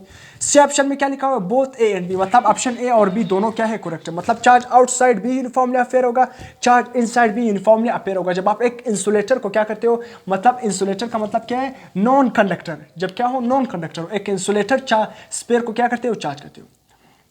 ऑप्शन डी में क्या लिखा है, ओनली आउटसाइड यूनिफॉर्मली। कौन सा ऑप्शन करेक्ट होगा, याद रखना, आपने वर्डिंग पर गौर करना। यहाँ पर क्या बताया हुआ, इंसुलेटर। जब आप एक इंसुलेटर स्पेयर को, एक इंसुलेटर बॉडी को चार्ज करते हो तो वो चार्ज क्या है, आउटसाइड यूनिफॉर्मली भी अफेयर होता है और इनसाइड भी यूनिफॉर्मली अफेयर होता है। किस कंडीशन क्या है, जब आप एक इंसुलेटर को चार्ज करते हो तो charge will be appear outside as well as inside but uniformly. तो ऑप्शन सी इज करेक्ट। अब इसी के पैरेलल में मैंने एक और एमसीक्यू लिखा हुआ है। मैंने ऑप्शन एक सिर्फ लिखा हुआ है तो ऑप्शन बाकी में भी लिखूंगा, सही है।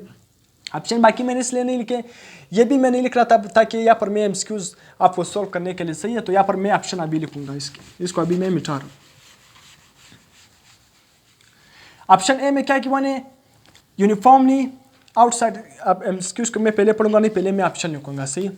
चलो एमसीक्यूज को पहले पढ़ते हैं। When a conductor is charge, जब आप एक कंडक्टर को, सही है, कंडक्टर क्या है, मतलब मेटालिक स्पेयर, मेटल्स क्या है, सारे कंडक्टर है। तो कंडक्टर या मेटल्स, जब आप कंडक्टर या मेटल्स को क्या करते हो, चार्ज करते हो, the charge reside at, charge कहाँ पर अपेयर होता है, चार्ज कहाँ पर प्रेजेंट होगा, आउटसाइड यूनिफॉर्मली।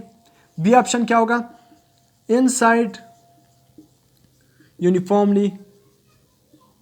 सी ऑप्शन क्या होगा, both A and B. D option क्या होगा, outside uniformly only. Only outside uniformly appear होगा या क्या होगा, आउटसाइड। पहले मैं फर्स्ट स्टार्ट करता हूँ। आउटसाइड यूनिफॉर्मली मतलब चार्ज आउटसाइड सिंपल अफेयर होगा जब आप एक मेटालिक स्फीयर को क्या करते हो, चार्ज करते हो। Inside uniformly, both A and B. C में क्या लिखा है, सिंपल आउटसाइड यूनिफॉर्मली। क्या होगा, आउटसाइड यूनिफॉर्मली। तो इसको आप क्या करो, आउटसाइड के बजाय क्या लिख दो, ऑप्शन ए और बी क्या है, सिंपल, दोनों सेम है, इनसाइड यूनिफॉर्मली। सही, ऑप्शन ए और डी ताकि डिफरेंट हो जाए। तो याद रखना, जब आप एक मेटल को क्या करते हो, चार्ज करते हो, एक मेटल को क्या करते हो, चार्ज करते हो। जब मेटल को क्या करते हो, चार्ज करते हो ना, जब मेटल को चार्ज करते हो, किसको, मेटल को या कंडक्टर को चार्ज करते हो, तो जो चार्ज है वो क्या है, सारा का सारा आउटसाइड अपेयर होगा। आपको इलेक्ट्रिक फील्ड इंटेंसिटी का जो गाजिस लॉ का एप्लीकेशन में मैंने, हालो स्फीयर को जब हम चार्ज करते हैं तो उसके अंदर इलेक्ट्रिक फील्ड हर पॉइंट पर क्या होती है, जीरो होती है। एक मेटल कंडक्टर को जब आप क्या करते हो, चार्ज करते हो, या हमारे साथ क्या है, एक मेटल है, मेटल का मैंने स्पेयर बताया, ये गाजिस लॉ का फर्स्ट एप्लीकेशन भी है। जब आप एक मेटल हालो स्पेयर को चार्ज करते हो तो चार्ज तमाम का तमाम क्या होगा, आउटसाइड यूनिफॉर्मली क्या होगा, अफेयर होगा। आउटसाइड क्या होगा, यूनिफॉर्मली अफेयर होगा, चार्ज आउटसाइड यूनिफॉर्मली अफेयर होगा। और इनसाइड इलेक्ट्रिक फील्ड क्या होगा, जीरो होगा। ये भी आपसे एमसीक्यूज पूछा जा सकता है कि electric field inside a metal hello spare is zero. ये आपके साथ एक और एमसीक्यूज आ गया कि एक मेटल स्पेयर के अंदर इलेक्ट्रिक फील्ड इनसाइड क्या होगी, जीरो होगी। सही है, जबकि चार्ज, जब आप मेटल स्पेयर को चार्ज करते हो तो तमाम का तमाम चार्ज आउटसाइड यूनिफॉर्मली अफेयर होता है। अब मैं से एक और एमसीक्यूज भी क्या कर सकता हूँ, निकाल सकता हूँ। मैं आपसे कहूँगा कि in a metal, when we charge a metal sphere the charge will be maximum at. मैं आपसे कहूँगा चार्ज कहाँ पर मैक्सिमम होगा, inside, outside, at the surface. क्या, तो याद रखना, चार्ज जब मेटल स्फीयर को आप चार्ज करते हो तो तमाम का तमाम चार्ज आउटसाइड अपेयर होता है। तो इसलिए इलेक्ट्रिक, जो आपका इलेक्ट्रिक फील्ड होगा वो आउटसाइड ही क्या होगा, मैक्सिमम होगा। आउटसाइड क्या होगा, मैक्सिमम होगा। तो इस तरह मुख्तलिफ वर्डिंग में आपसे क्या कर सकता है, पूछा जा सकता है। तो यहाँ तक अगर आपने नोट किया तो नोट कर सकते हो। उसके बाद हम और एमसीक्यूज क्या करेंगे, डिस्कस करेंगे।